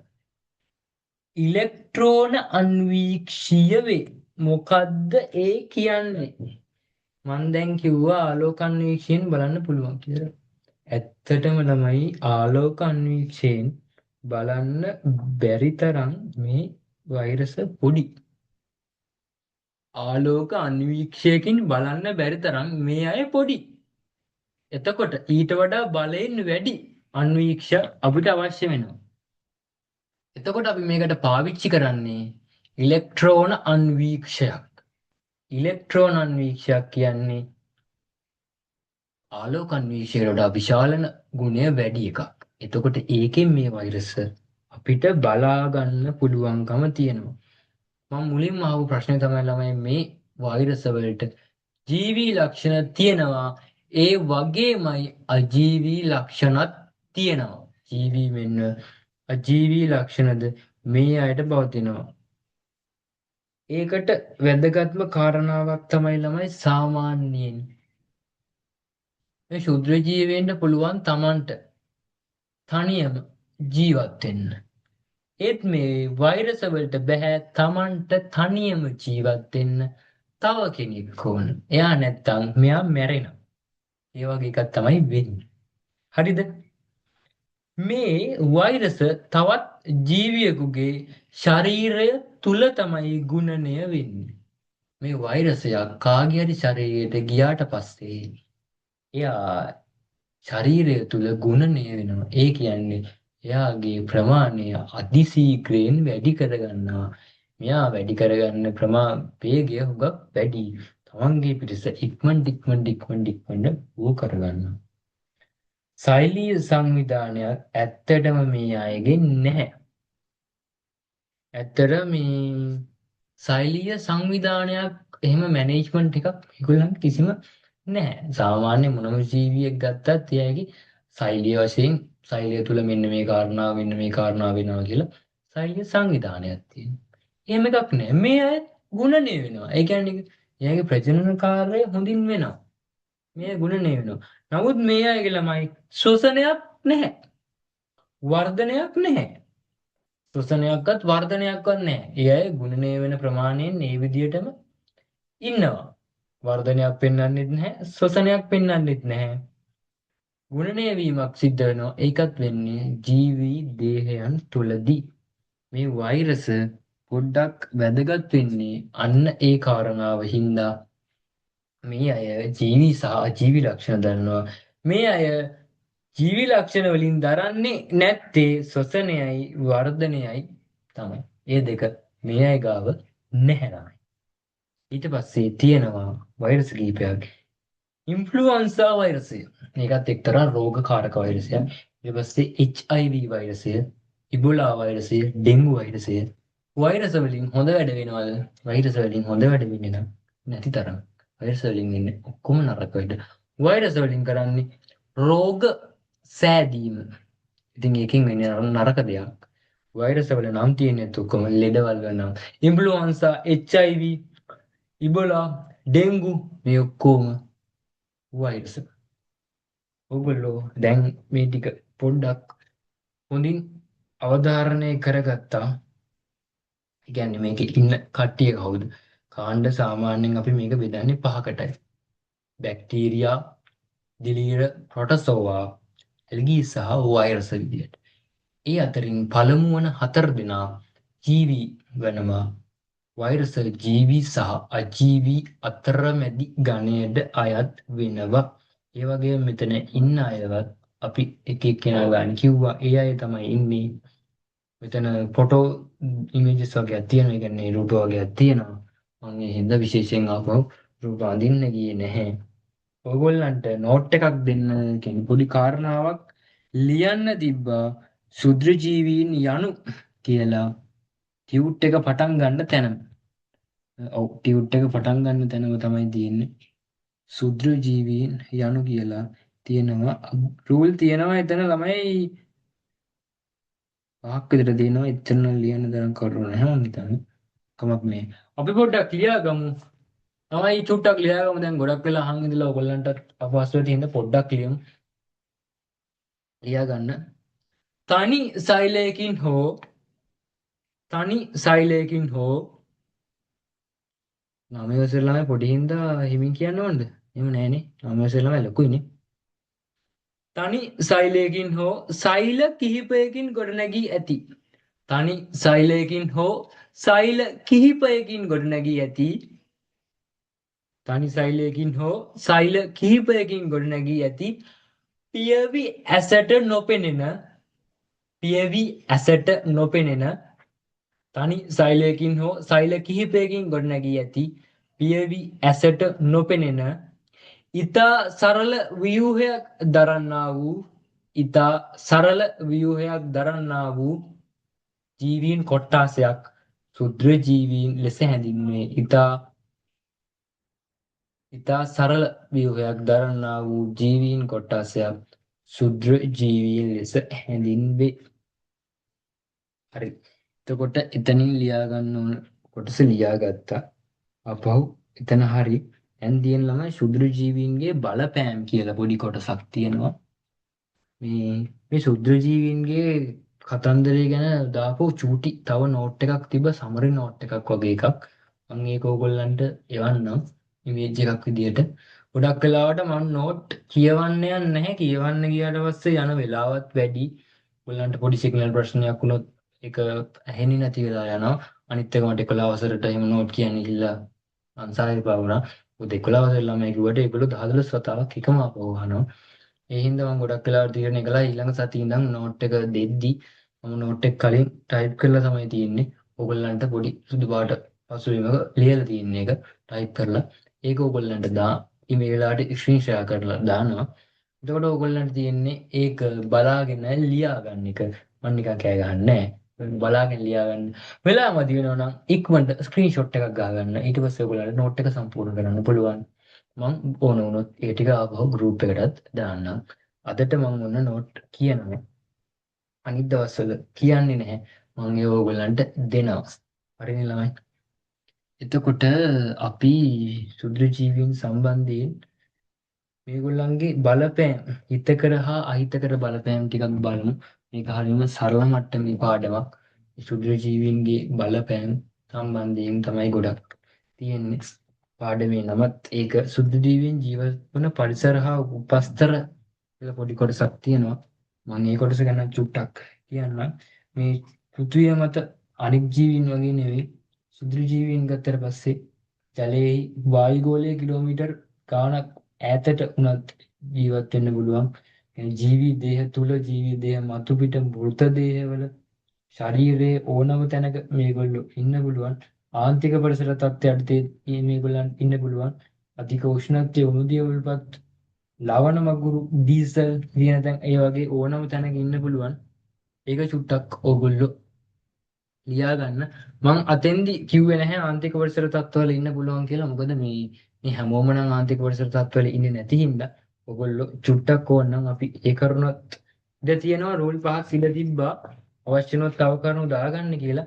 කලින් ශුද්‍ර ජීවියන් යනෝ කියලා තිබ්බ තැනීම චුට්ටක් ඉඳ ඇති අනිවාර්යෙන්. මම වැඩි දෙයක් කිව්වේ නැහැ. ඉඳ ඇති එතනින් චුට්ටක් මෙන්න මෙහෙම ලියා ගන්න. මෙම ශුද්‍ර ජීවීන්ට මෙම ශුද්‍ර ජීවීන්ට ඕනෑම පරිසර තත්ත්වයකට හැඩගැසෙමින් ජීවත් වීමේ හැකියාවක් පවතී. මෙම ශුද්‍ර ජීවීන්ට ඕනෑම පරිසර තත්ත්වයකට හැඩගැසෙමින් ජීවත් වීමේ හැකියාවක් පවතී. ඔවුන් ආන්තික පරිසර තත්ත්වවලද ජීවත් වේ. ඔවුන් ආන්තික පරිසර තත්ත්වවලද ජීවත් වේ. ඔවුන් ආන්තික පරිසර තත්ත්වවලද ජීවත් වේ. පොඩ්ඩක් ආන්තික පරිසර තත්ත්ව කියලා දාලා ඉරිකැලක් ගහලා ලියා ගන්න.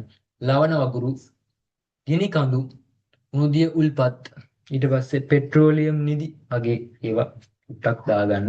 කියන්නේ සාමාන්‍යයෙන් ග්ලැසියර් වගේ ඒවා සාමාන්‍යයෙන් ඉන්න බැහැ වෙන ජීවියෙක්ට. නමුත් සමහර ශුද්‍ර ජීවීන්ට ඉන්න පුළුවන්කම තියෙනවා. හරි ළමයි.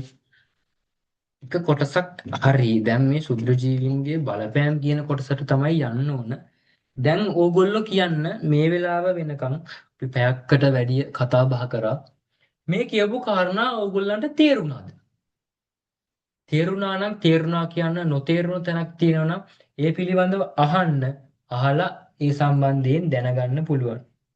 මට මැසේජ් එකක් දාන්න තේරුණා නම් මම ඊළඟ කොටසට යනවා. නොතේරුණු තැනක් තිබ්බොත් තේරෙනකන් අනිවාර්යෙන් ඒක අපි කියලා දෙනවා. දාන්න බලන්න මැසේජ් එකක්. තේරුණා නම් කිසිම ගැටලුවක් නැතුව කියන්න තේරුණා කියන. එහෙම නැත්නම් අපිට ඊළඟ කොටසට යන්න පුළුවන් ගැටලුවක් නොමැතිව. මොන හරි ප්‍රශ්නයක් ඇති වුණා නම් කියලා දෙද්දි. මොන හරි දෙයක් හිතුණා නම් මේක මෙහෙම වෙන්න පුළුවන්ද කියලා වගේ ඒ වගේ ප්‍රශ්නයක් දෙනවා දාන්න. ඔයගොල්ලන්ගේ සිලබස් එකට ගැලපෙන සුදුසු ප්‍රශ්නයක් එනවා නම් උත්තර දෙනවා අනිවාර්යෙන්ම. තමයි තේරුණාද? තේරුණාලු. හරි එහෙනම්. ඔක්කොටම තේරෙන්නේ ඇති කියලා මම එහෙනම් හිතනවා. අපි එහෙම වුණොතින් යම් ශුද්‍ර ජීවීන්ගේ බලපෑම් කියලා කියන කොටසට මේ ශුද්‍ර ජීවීන්ගේ බලපෑම් ගත්තට පස්සේ ළමයි මේ මං සමහර තැන්වලදී ලෙඩවල් කිහිපයක් ගැන කිව්වා. ලෙඩ හැදෙන එක හොඳ බලපෑමක් නෙවෙයි. අනිවාර්යෙන්ම ලෙඩ හැදෙන එක නරක බලපෑමක්. ඒ වගේම මේ අයගෙන් හොඳ බලපෑම් ගැන වැඩි කතා බහ වුණේ නැහැ. මේ අයගේ තියෙනවා හොඳ බලපෑම් ගොඩක්. ගොඩක් වෙලාවට ලෙඩවල් සම්පූර්ණ වශයෙන්ම ලෙඩවල් විතරක්ම හදන්නේ වෛරස්. අනිත් අයගේ හොඳ දේවල් තියෙනවා නරක දේවලුත් තියෙනවා. දැන් ළමයි මේ සුද්ධ ජීවීන්ගේ හිතකරවත් හොඳ බලපෑම් ගත්තොත් එහෙම මේ කෘෂි කර්මාන්තය ඒ කියන්නේ වගා කටයුතු සිද්ධ කරන කෘෂි කාර්මික කටයුතු වෙනුවෙන් මේ ශුද්ධ ජීවීන් යොදා ගන්නවා. ශුද්ධ ජීවීන්ගේ යෙදීම් මේ කෘෂි කර්මාන්තයේ තියෙනවා. එතනින් පස්සේ ගියාට පස්සේ ළමයි මේ වෛද්‍ය විද්‍යාව. ඒ කියන්නේ වෛද්‍ය විද්‍යාව දන්නවනේ. අන්නේ වෛද්‍ය විද්‍යාවට ඕන වෙනවා. මොකද මේ ශුද්‍ර ජීවීන්ගෙන් හැදෙන ලෙඩ හොඳ කරගන්න විදිය අපි හොයාගන්නත් ඕන මේ ශුද්‍ර ජීවීන්ගෙන්මයි. අන්න ඒ හින්දා අපිට අවශ්‍ය වෙනවා ශුද්‍ර ජීවීන්ගෙන් ලබා ගන්නා යම් යම් ඖෂධ. ඒ කාරණාවේ ඇතුළත කොටස් කතා කරද්දී අපිට ඒ ගැන කතා කරන්න පුළුවන්. වෛද්‍ය විද්‍යාවට ශුද්‍ර ජීවීන් ඕන වෙනවා. ඊට පස්සේ ළමයි යම් යම් වූ කර්මාන්ත කිහිපයක් කර්මාන්ත ගොඩකට ඕන ඇත්තටම. ඒ වගේ කර්මාන්ත කිහිපයකට මේ ශුද්‍ර ජීවීන් ඕන වෙනවා. ඒ වගේම තමයි ළමයි පරිසර සංරක්ෂණය කියන්නේ පරිසරය විනාශ වීම අවම කිරීමට මේ ශුද්‍ර ජීවීන් යොදා ගන්නා අවශ්‍යතා තියෙනවා. අපිට නෝට් එකේ නම් මේ ගැන චුට්ටක් මොනවා හරි කරුණු 4ක් විතර ලියන්න තිබ්බාගේ මතකයි. ඔව්. හිතකර බලපෑම් 4ක් සහ අහිතකර බලපෑම් 1ක් ලියන්න තියෙනවා. අපි ලියමු මුලින්ම හිතකර බලපෑම් 4. පළවෙනි එක කෘෂි කර්මාන්තය සඳහා භාවිත වීම. කෘෂි කර්මාන්තය සඳහා භාවිත වීම. කෘෂි කර්මාන්තය සඳහා භාවිත වීම.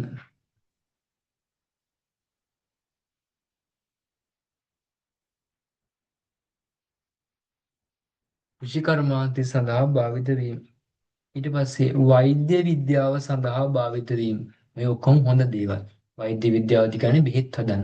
කෘෂි කර්මාන්තයේදී කරන්නේ ඵලදායී වගාවේ. වගාවේ අස්වැන්න වැඩි කරගන්න එක. කෘෂි කර්මාන්තය සඳහා භාවිත වීම පළවෙනි කාරණාව. වෛද්‍ය විද්‍යාව සඳහා භාවිත වීම ඒක තමයි දෙවෙනි කාරණාව. තුන්වෙනි කාරණාව වශයෙන් කර්මාන්ත වැඩි දියුණු කිරීමට භාවිතා කිරීම. කර්මාන්තයන් වැඩි දියුණු කිරීමට භාවිතා කිරීම. කර්මාන්තයන් වැඩි දියුණු කිරීමට භාවිතා කිරීම. හතරවෙනි කාරණාව වශයෙන් පරිසර සංරක්ෂණ කටයුතු වෙනුවෙන් යොදා ගැනීම. පරිසර සංරක්ෂණය කියන්නේ ඊටමත් යහපත් කාරණාවක්. දාගන්න පරිසර සංරක්ෂණය වෙනුවෙන් යොදා ගැනීම. එතකොට ඒ කාරණා ටික හරි. ඊට පස්සේ ළමයි මේකේ අහිතකර කාරණා එකකුත් තියෙනවා. ඒ අහිතකර කාරණා වෙන්නේ මිනිසාට සහ සත්වයින්ට සහ ශාකවලට රෝග ඇති කිරීම. සත්වයින්ට සහ ශාකවලට රෝග ඇති කිරීම.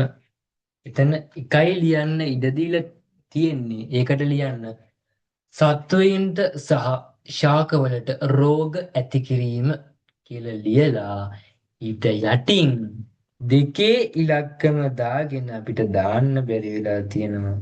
තරහ නැතුව ළමයි දාගන්න ශුද්‍ර ජීවීන් මගින් ආහාර නරක කිරීම සිද්ධ කරන හින්දා ආහාරමය ද්‍රව්‍ය නරක කිරීම දෙවැනි කාරණාවක් දෙක කියලා දාලා ලියන්න ඉඩ තියෙනවා එතන.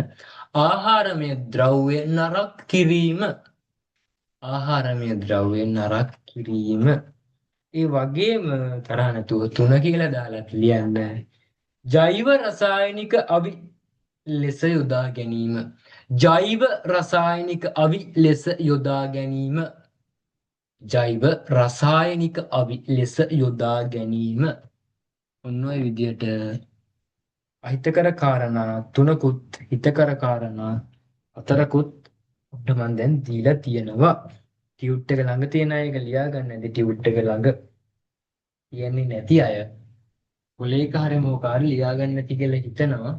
මීටින් එකේ රෙකෝඩින් එකක් නම් යනවා. මම ඒ නෝට් එක ගෲප් එකට දාන්න. ඔය නෝට් එක ළමයි ඔක්කොම ටික පැහැදිලිව ලියා ගන්න කෙනෙක් මේ මගේ නම්බර්ස් දෙකක් තියෙනවා. ඒ දෙකෙන් එකකට ඔය මේ ඔක ෆොටෝස් ගාලා එවන්න ළමයි මේ දැන් ඔය ටියුට් එකේ ලියපු කොටස් ටික දිනවනේ ඒ ටික දාලා එවන්න මම ඊට පස්සේ ගෲප් එකට දාන්න ලියා ගන්න බැරි වෙලා නෝට් ඉල්ලනයි ඉන්නවා අන්න ඒ හින්දා තමයි මේ මම එහෙම කියන්නේ මේ පුතාලා මේ ලියාගත්තයින් පස්සේ මට පොඩ්ඩක් එවන්න හරි එතකොට අපි යමු අද දවසේ කොහොම හරි අපි මේ කෘෂි කර්මාන්තය සඳහා ශුද්‍ර ජීවීන් යොදා ගැනීම කියන කොටස චුට්ටක් සාකච්ඡා කරලා චුටි කරුණු කීපයක් ලියාගෙන අද 9 වසරේ පන්ති අවසන් කරමු. අපි පන්ති 11 වෙනකන් අරන් යන බලාපොරොත්තු වෙනවා. පළවෙනි දවසේම ළමයින්ට ටිකක් අමාරු වෙති කියලා හිතනවා. මේ ඒ හින්දා මේ කාරණාව කතා කරලා අපි යමු. නැත්තම් කීයටද ඉවර වෙන්නේ කියලා බලන් ඉන්න කට්ටිය සහ කීයටද ඉවර වෙන්නේ කියලා මෙසේජ් දාන කට්ටිය ඉන්න හින්දා ඒගොල්ලන්ට තමයි කිව්වේ. හරි ළමයි. එතකොට මේ ශුද්‍ර ජීවීන් යහපත් කාරණා වෙනුවෙන් යොදා ගැනීමේදී මේ කෘෂි කර්මාන්තයට යොදාගන්නේ ළමයි ආර්ථික වාසි ලබා ගැනීම වෙනුවෙන්. ඒ කියන්නේ අස්වැන්න වැඩි කරගන්න. මේ අස්වැන්නට එන අභියෝග. ඒ කියන්නේ පලිබෝධ. ඒ කියන්නේ මේ පලිබෝධ නාශක ගන්නනේ. මේ පලිබෝධකයෝ ඉවත් කරගන්න. ඒ වගේ එන බලපෑම් නවත්ත ගන්න. ඒ බලපෑම් වලට ඔරොත්තු දෙන තත්ත්වයට නිර්මාණය කරගන්න. පුළුවන් වෙන විදියට මේ කෘෂි කර්මාන්තය දියුණු කිරීමට තමයි මේක භාවිතා වෙන්නේ. එතකොට අරමුණ වෙන්නේ ආර්ථිකමය වාසි ලබා ගැනීම. මොකද කෘෂි කර්මාන්තයෙන් කරන්නේ කෘෂි කර්මාන්තය කරලා අස්වැන්න විකුණලා ඒක ඉතින් අරමුණ කියන්නේ වැඩි අස්වැන්නක් ලබා ගැනීම. ඒක ඉතින් ආර්ථිකමය වාසියක්. ළමයි මේ කෘෂි කර්මාන්තය සඳහා ශුද්‍ර ජීවීන් යොදා ගැනීමේදී ප්‍රධාන වශයෙන්ම වෙන්නේ ජාන තාක්ෂණය යොදා ගැනීම. මේ ජාන තාක්ෂණය කියලා කියන්නේ ළමයි සෑහෙන වැදගත් දෙයක්. ඒ කියන්නේ මම පොඩි උදාහරණයක් කියන්නම් ළමයි. මිනිස්සු වෙන අපිට අපේ අතක් පයක් කැඩුනොත් කැපිලා වෙන්ලා ගියොතින් ඒක ආයේ හැදෙන්නේ නැහනේ. මේ අපේ අතක් පයක් කැපිලා සම්පූර්ණයෙන් වෙනොත් ආපහු ඒක හැදෙන්නේ නැහැ. නමුත් ළමයි ඕගොල්ලෝ දැකලාදී ඌණ උගේ නැට්ට ඌ විසින්ම කඩලා දානවා. ඒ වගේම ඌට අලුතෙන් නැට්ටක් හැදෙනවා. ඒක උගේ ජානවල තියෙන දෙයක්. ඕගොල්ලන්ට තේරෙන විදිය උදාහරණයක් මේ ගත්තේ. ඒක ඊට වඩා දෙයක් නම් තියෙනවා. හරිද? ඒත් මේ උදාහරණය අහන්නකෝ. මේ හුණගේ නැට්ට ඌට කඩලා දාලා යන්න පුළුවන් අවුලක් නැතුව. ඒ වගේම ඌට නැට්ටක් ආපහු එනවා. ළමයි උගේ යානවල තියෙන හින්දා තමයි ඒක එහෙම වෙන්නේ. අපි හුණෙක්ව අරගෙන හුණගේ මේ යාන ටික අරගත්තොත්. ඒ හුණගේ යාන ටික අරගෙන ඒකත් මිනිස්සෙක්ට ගැළපෙන විදියට සකස් කරලා මිනිස්සෙක්ට ලබා දෙන්න. ඊට පස්සේ මිනිස්යාගේ අතක් කැපිලා වෙන් වුණාට පස්සේ ටික කාලෙකින් ආපහු ඒ අත හැදිලා යථා තත්ත්වයට පත් වෙන විදිහේ අදහසක් දෙන්න පුළුවන්. මොකක් හරි වුණා. මොකද මේ පාර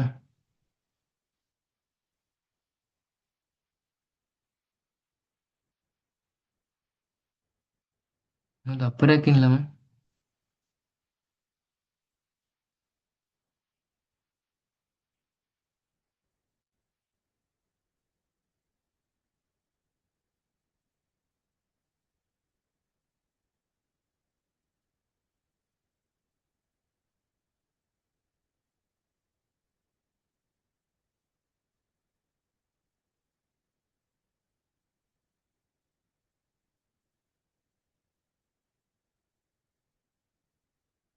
ළමයි ඔහොමම චූටි වෙලාවක් දෙන්න. පොඩ්ඩක් වීඩියෝ එකේ චූටි අවුලක් වුණා. ඔහොම තප්පරයක් ඉන්න. මම මේක යථා තත්ත්වයට පත් කරගන්නකම් මේක දැන් මේ අනිත් පැත්තට හරවන්නේ. ඔහොම තප්පරයක්.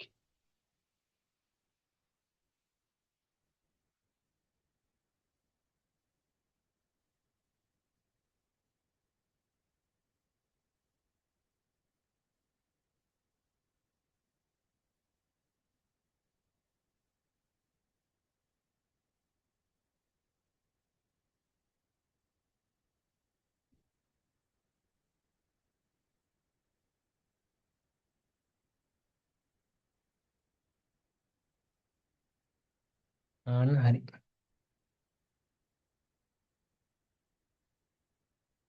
පොඩ්ඩක් සූම් කරලා අරගන්න තප්පරයක් දෙන්න ළමයි.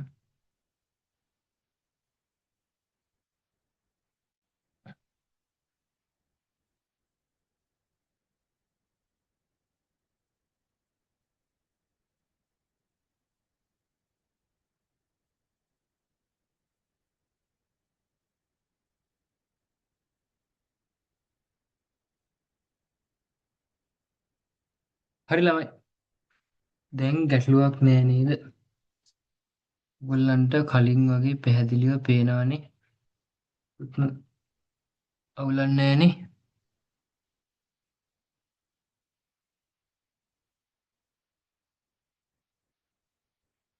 චූටි මෙසේජ් එකක් දාන්න ළමයි. චූටි ප්‍රශ්නයක් වුණා. ඒකයි වුණේ.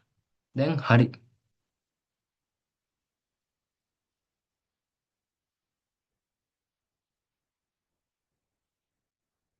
හරි ළමයි. අපි කතා කර කර හිටියේ මේ ඥාන තාක්ෂණය සම්බන්ධයෙන්. හූනෙක්ට තියෙන විශේෂ හැකියාවක් තමයි ඒ හුණගේ නැට්ට උඩ පුළුවන් නෑ කියලා දාලා තියෙනවා. මොකද්ද නෑ කියලා දැම්මේ? මොකද ගැටලුවක් නෑ නේද කියලා අහපු එකටද නෑ කිව්වේ? නැත්තම් වීඩියෝ එක හොඳට පේනව නේද කියලා අහපු එකටද නෑ කිව්වේ? ඒක පොඩ්ඩක් දාන්න මට මම කියනකම්. ඉතින් හුණට පුළුවන් හුණගේ නැට්ට කඩලා දාන්න. ඉතින් ඒ හුණගේ ඥාන සැකැස්ම අරගෙන මිනිස්සෙක්ට ගැළපෙන විදියට සකස් කරොත් අපිට පුළුවන් මෙහෙම දෙයක් කරන්න කියලා අදහසක් වශයෙන් ඉදිරිපත් කරලා තියෙනවා. මේ අදහස් ඉදිරිපත් කරන්න පුළුවන්. ඇත්තටම මේ වගේ දෙයක් තමයි ඥාන තාක්ෂණයේදී වෙන්නේ. එතරම් සමහර ශාක වලට පුළුවන් ඒ ශාක වලට ඔය පලිබෝධකව එන්නේ නැහැ ළඟට. එයාට පුළුවන් එක එක ගන්ධයන් නිකුත් කරන්න. වගේ ගන්ධයන් වගේව නිකුත් කරමින් පලිබෝධකයෝ ඒ තමන්ගෙන් ඈත් කරලා තියාගන්න පුළුවන්. අන්න ඒ විදිහට මේ අපි හිතමු වී වගාවටත් මේ වගේ නවීකරණය කරපු නවීකරණය කරන ලද වී පාවිච්චි කරවතින් එහෙම පලිබෝධ වලින් වෙන හානිය පලිබෝධකයන්ගේ වෙන හානිය අඩු කරගන්න පුළුවන්. මොකද කිව්වොතින් ඒ ශාකයටම පුළුවන් පලිබෝධක වලට ප්‍රතිවිරුද්ධව හැඩ ගැහෙන්න. පලිබෝධක වලටම පුළුවන්. හරි හරි ළමයි හරි හරි. චූටි අවුලක් වුණා මක්කරනේ. නෑ දැන් හරි.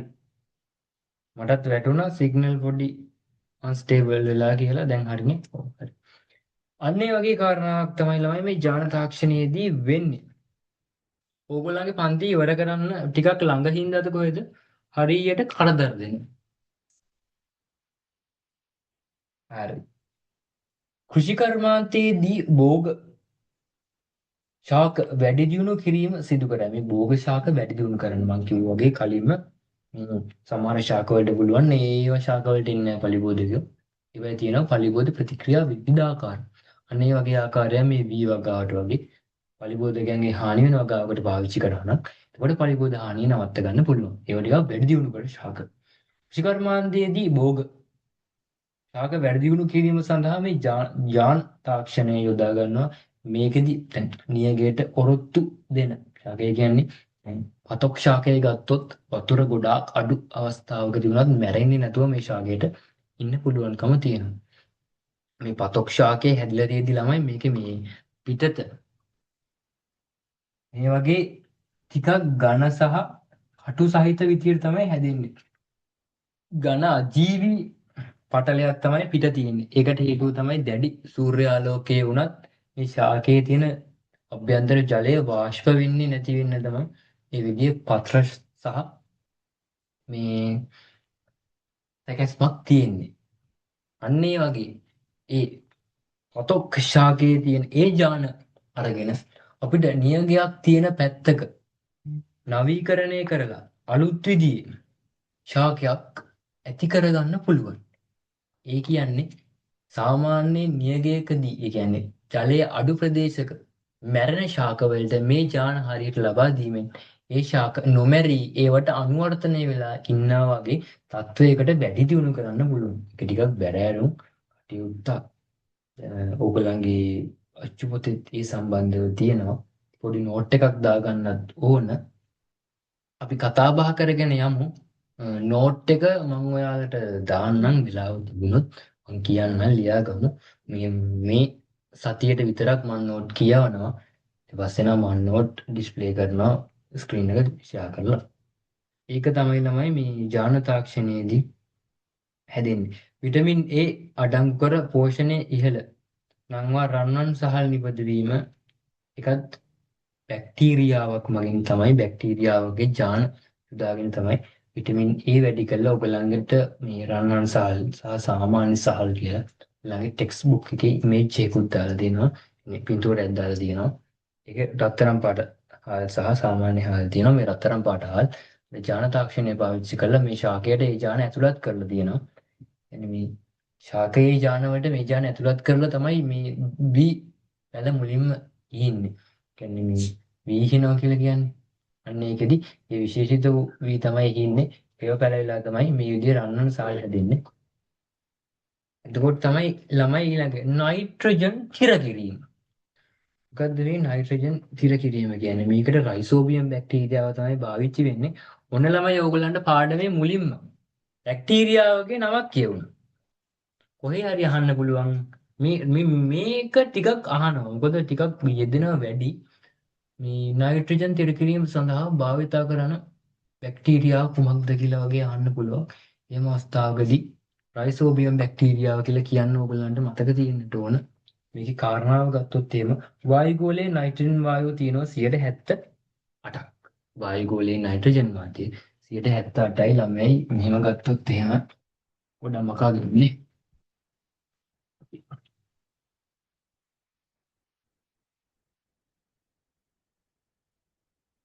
78 තියෙන්නේ මෙන්න මේ නයිට්‍රජන් වාතය. 121ක් තියෙන්නේ ඔක්සිජන් වාතය. දැන් මේ දෙක එකතු කරනම කීයද? 99. ඉතින් 100ට තමයි අනිත් ඔක්කොම ලෙන්නේ.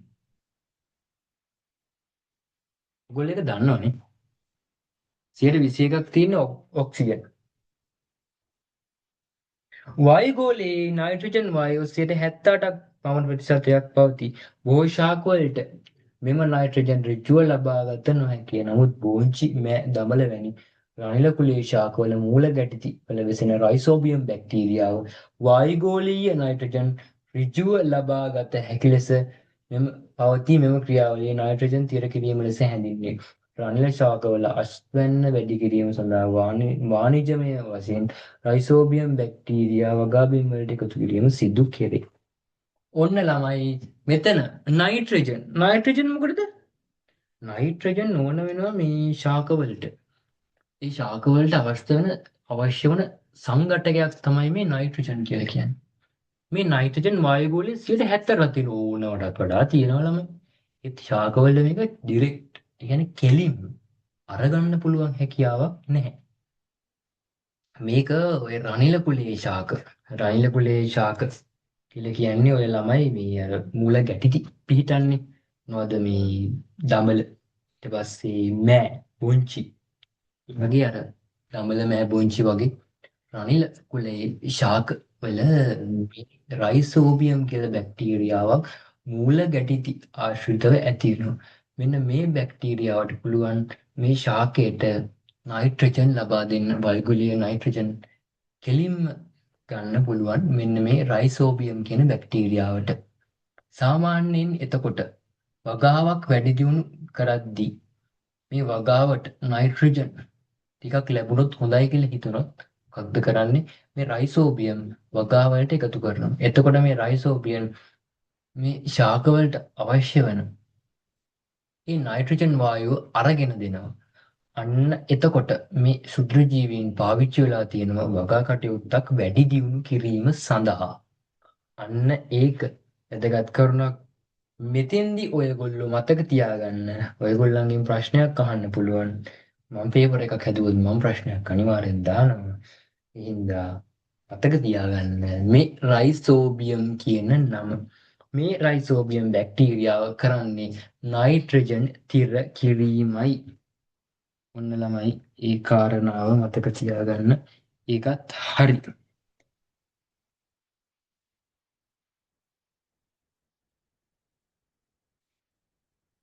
ඒ වගේම තියෙනවා මේ ඇසටෝබැක්ටර්. ළමයි මේ ඇසටෝබැක්ටර් කියන්නේ නම් පස්සේ ඇත්තටම මේ පාඩුවේ ජීවත් වෙන කෙනෙක්. ස්වාධීනව වෙසනවා කියලා දීලා තියෙනවා. ඔව්, ස්වාධීන වෙසනවා කියලා දීලා තියෙනවා කියන්නේ පාඩුවේ ඉන්න කෙනෙක්. මේ අයත් වගාවීම් වලට ඍජුව එකතු කරනවා. ඒකෙන් ජෛව පොහොර වැඩෙනවා. ඒ කියන්නේ මේ ජීවීන් පොහොර ලෙස පාවිච්චි වෙනවා. මේ ඇසටෝබැක්ටර් කියන බැක්ටීරියාවත්. ඒකත් චුට්ටක් මතක තියාගන්න. අර රයිසෝබියම් තරම් නම් ඇසටෝබැක්ටර් ගැන ප්‍රශ්න කරන්නේ නැහැ. නමුත් ඕගලන්ට නම් වශයෙන් මතක තියාගන්න බැක්ටීරියාව හමුනේ දෙන්නෙක් තමයි. ඒ දෙන්නගේ නම එක්කෙනෙක් රයිසෝබියම්, අනිත් එක්කෙනා ඇසටෝබැක්ටර්. දැනට ඉස්සරහට තව කට්ටිය ඒවි ළමයි. ඊට පස්සේ තියෙනවා කොම්පෝස්ට් සෑදීම. කොම්පෝස්ට් කියන්නේ දි รา පත් වෙන කුණු වලින් සෑදෙන පොහොර. ඔයගොල්ලෝ කලින් දන්න ඔය ප්‍රාතාකු වලට එහෙම ඉස්කෝලේ කොම්පෝස්ට් කොටුවා කියව. අදලා තිනේ ඔයගොල්ලෝ ප්‍රාතාකු වලට මොනවද කරේ ළම? අපි නම් හැදුවා. මට මතක එකපාරක් මොන හරි කෑම ජාස්තිය කොච්චරද තුනේ. ළමයි එතකොට මේ කොම්පෝස්ට් සෑදීම කියන කරුණ ඔය ඉවර කරනවා ටිකකින්. ළමයි ඔයගොල්ලෝ නිින්ද යනවා වගේද? ඉවර කරනවද? හරි. ඉක්මනට කරලා ඉවර කරන්න.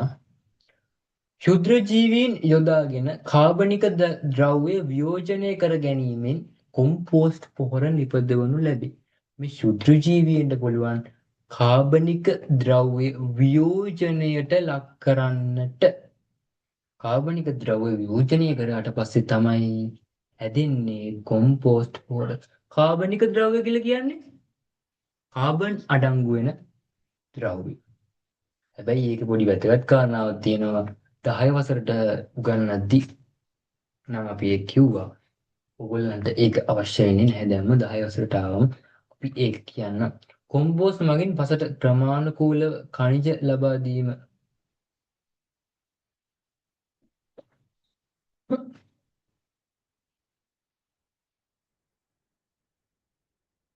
සොරි ළමයි. කොම්පෝස්ට් මගින් පසට ක්‍රමානුකූලව ඛනිජ ලබා දී ශාක වැඩිම යෝග්‍ය තත්වයක් ඇති කරයි. කොම්පෝස්ට් වල අඩංගු කාබනික ද්‍රව්‍ය වියෝජනය බොහෝ විට සිදු කරන්නේ තිලීර හා බැක්ටීරියා යන සුත්‍රජීවී කාණ්ඩ මගින්. ළමයි කාබනික අපද්‍රව්‍ය. කාබනික අපද්‍රව්‍ය කියන්නේ දි รา පත් වෙන ඒවා ළමයි. ඔය shopping bag වගේ ඒවා අකාබනිකයි. ඒවා දි รา පත් වෙන්නේ නැහැ. අවුරුදු 20ක් විතර ගියත් ඒක එහෙමම තියෙනවා.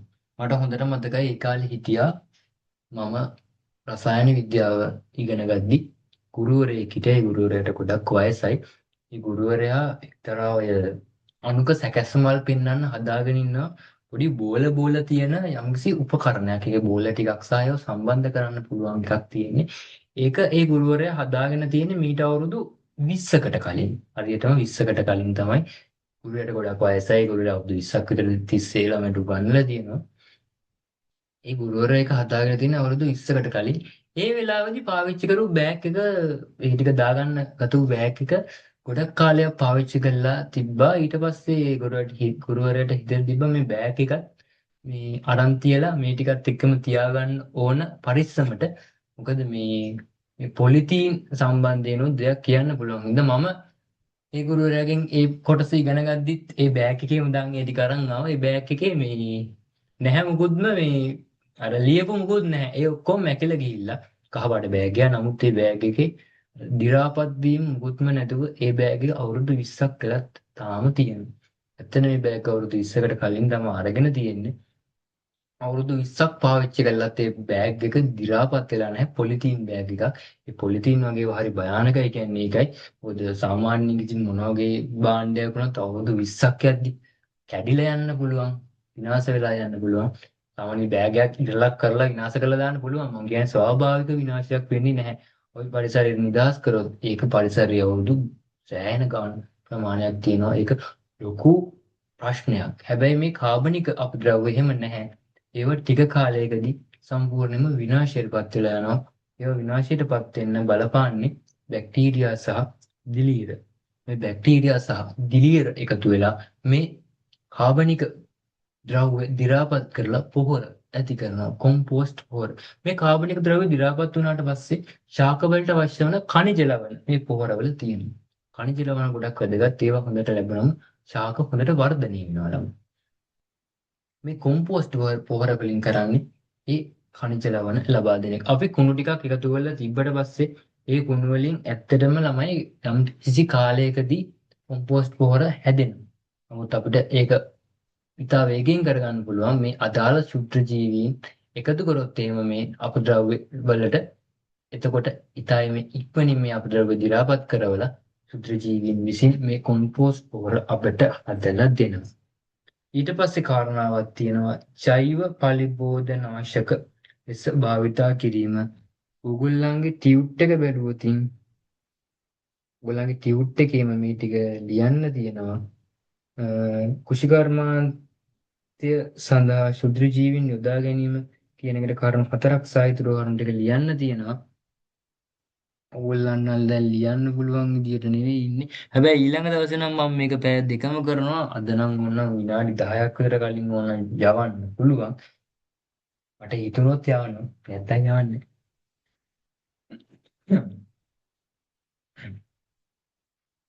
හරි ළමයි අපි කියවනොත් මේ ජෛව පලිබෝධනාශක ලෙස භාවිතය කියලා කොටසක් තියෙනවා.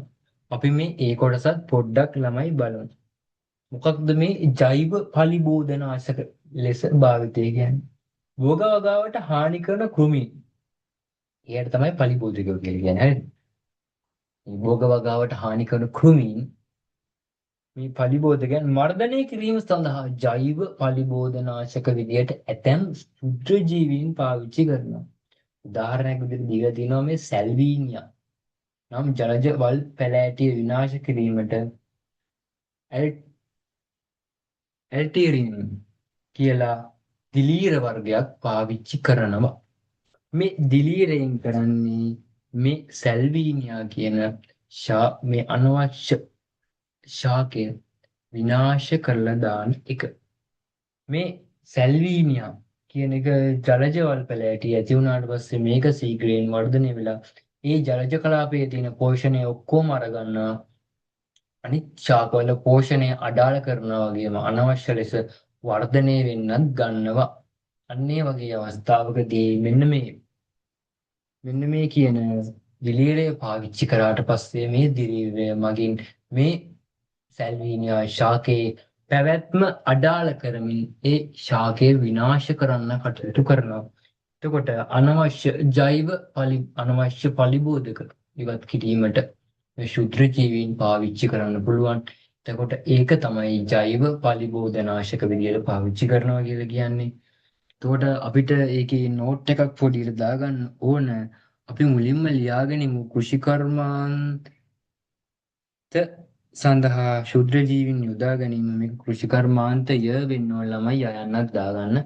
ඒක මේ ටයිප් කරපු කෙනාට පොඩ්ඩක් මිස් වෙලා නම් හිතන්න. එයන්නත් දාගන්න. කෘෂිකර්මාන්තය සඳහා ශුද්‍ර ජීවීන් යොදා ගැනීම. ඒක දැන් ඉතින් ඕගොල්ලෝ දන්නවා මේ පල්ලෙහා තියෙන තේරීම තමයි ළමයි කමෙන්ට් ලියා ගන්න. ඕගොල්ලෝ ලියන්නේ මේක පාරක් හරි. ජාන තාක්ෂණයේ භාවිතය ජාන තාක්ෂණයේ භාවිතය ජාන තාක්ෂණයේ භාවිතය නයිට්‍රජන් තිර කිරීම නයිට්‍රජන් තිර කිරීම නයිට්‍රජන් තිර කිරීම. ළමයි ඔය නයිට්‍රජන් තිර කිරීම ඉස්සරහින් පොඩි ඉරි කෑල්ලක් ගහලා ලියා ගන්න. වරහන් ඇතුලේ ලියා ගන්න. රයිසෝබියම් බැක්ටීරියාව. එතකොට ඕගොල්ලන්ට කොයි හරි වෙලාවක ඒක දකිද්දිම මතක් වෙයි රයිසෝබියම් බැක්ටීරියාව. මොකද ඒක ප්‍රශ්න කරන්න පුළුවන් කෙනෙක් නිසා. රයිසෝබියම් බැක්ටීරියාව. ඊට පස්සේ ළමයි තුන්වෙනි කාරණාව විදිහට ලියා ගන්න කොම්පෝස්ට් සෑදීම. කොම්පෝස්ට් සෑදීම. ඒක නම් මේ විශේෂයෙන් ලියන්නකුත් නැහැ. කොම්පෝස්ට් සෑදීම.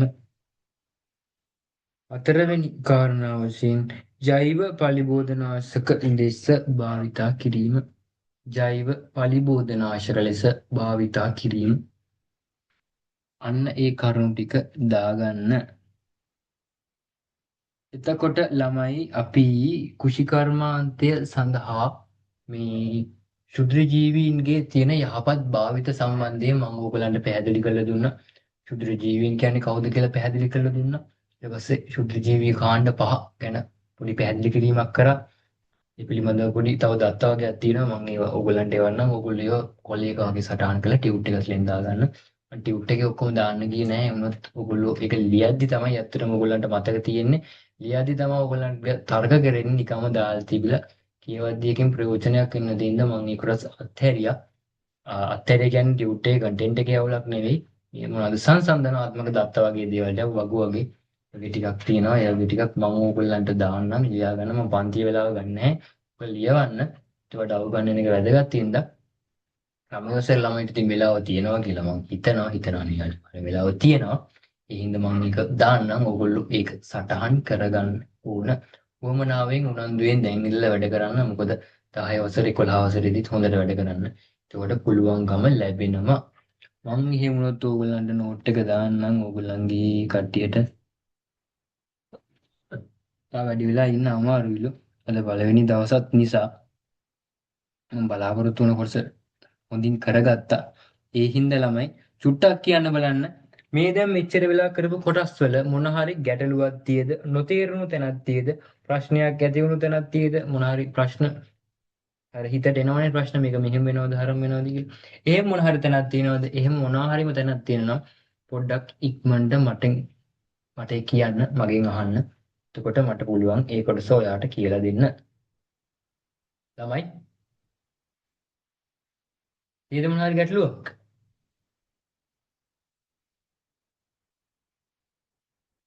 ළමයි නිදිද? නිදිද? නෑනේ. වෙලාවෙදි නිදාගෙන බෑ. හරි. කාටවත් ගැටලුවක් නෑ වගේනේ. දැන් තීරුණාද කියලා කියන්න ළමයි. දැන් තීරුණා නේද?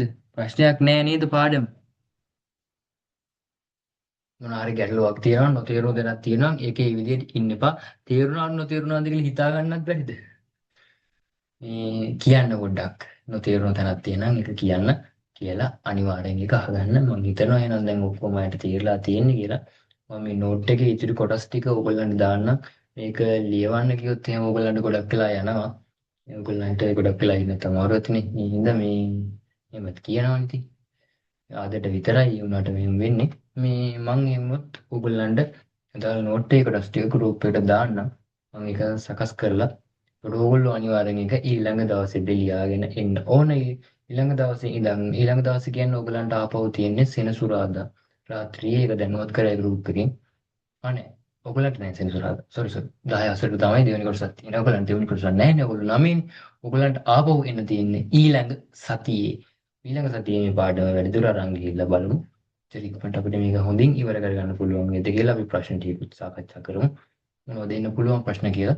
ඔයගොල්ලෝ අපි පාඩම ඉවරයක් කරගමු කොහොම හරි.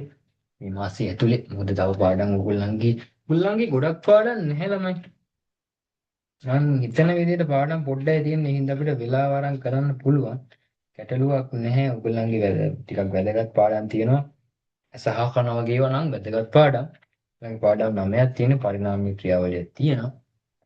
අපි එහෙමනොත් වැඩි කරගෙන යමු. එහෙම වුණොත් ළමයි මම ඔයගලන්ට මේ ටික දාන්නම්. දැන් රෑ වෙලාද පළවෙනි දවසත් හින්දා එහෙනම් මම ඕගලන්ට යන්න දෙන්නම්. එහෙනම් ළමයි ඕගලන්ට සුබ රාත්‍රියක් හැමෝම පරිස්සමෙන් ගිහින් එන්න සරණයි ළමයි. අපි එහෙම මීටින් එක එන්ඩ් කරනවා. ළමයි පරිස්සමෙන් ගිහිල්ලා වැඩ ටික කරගෙන යන්න සතියේ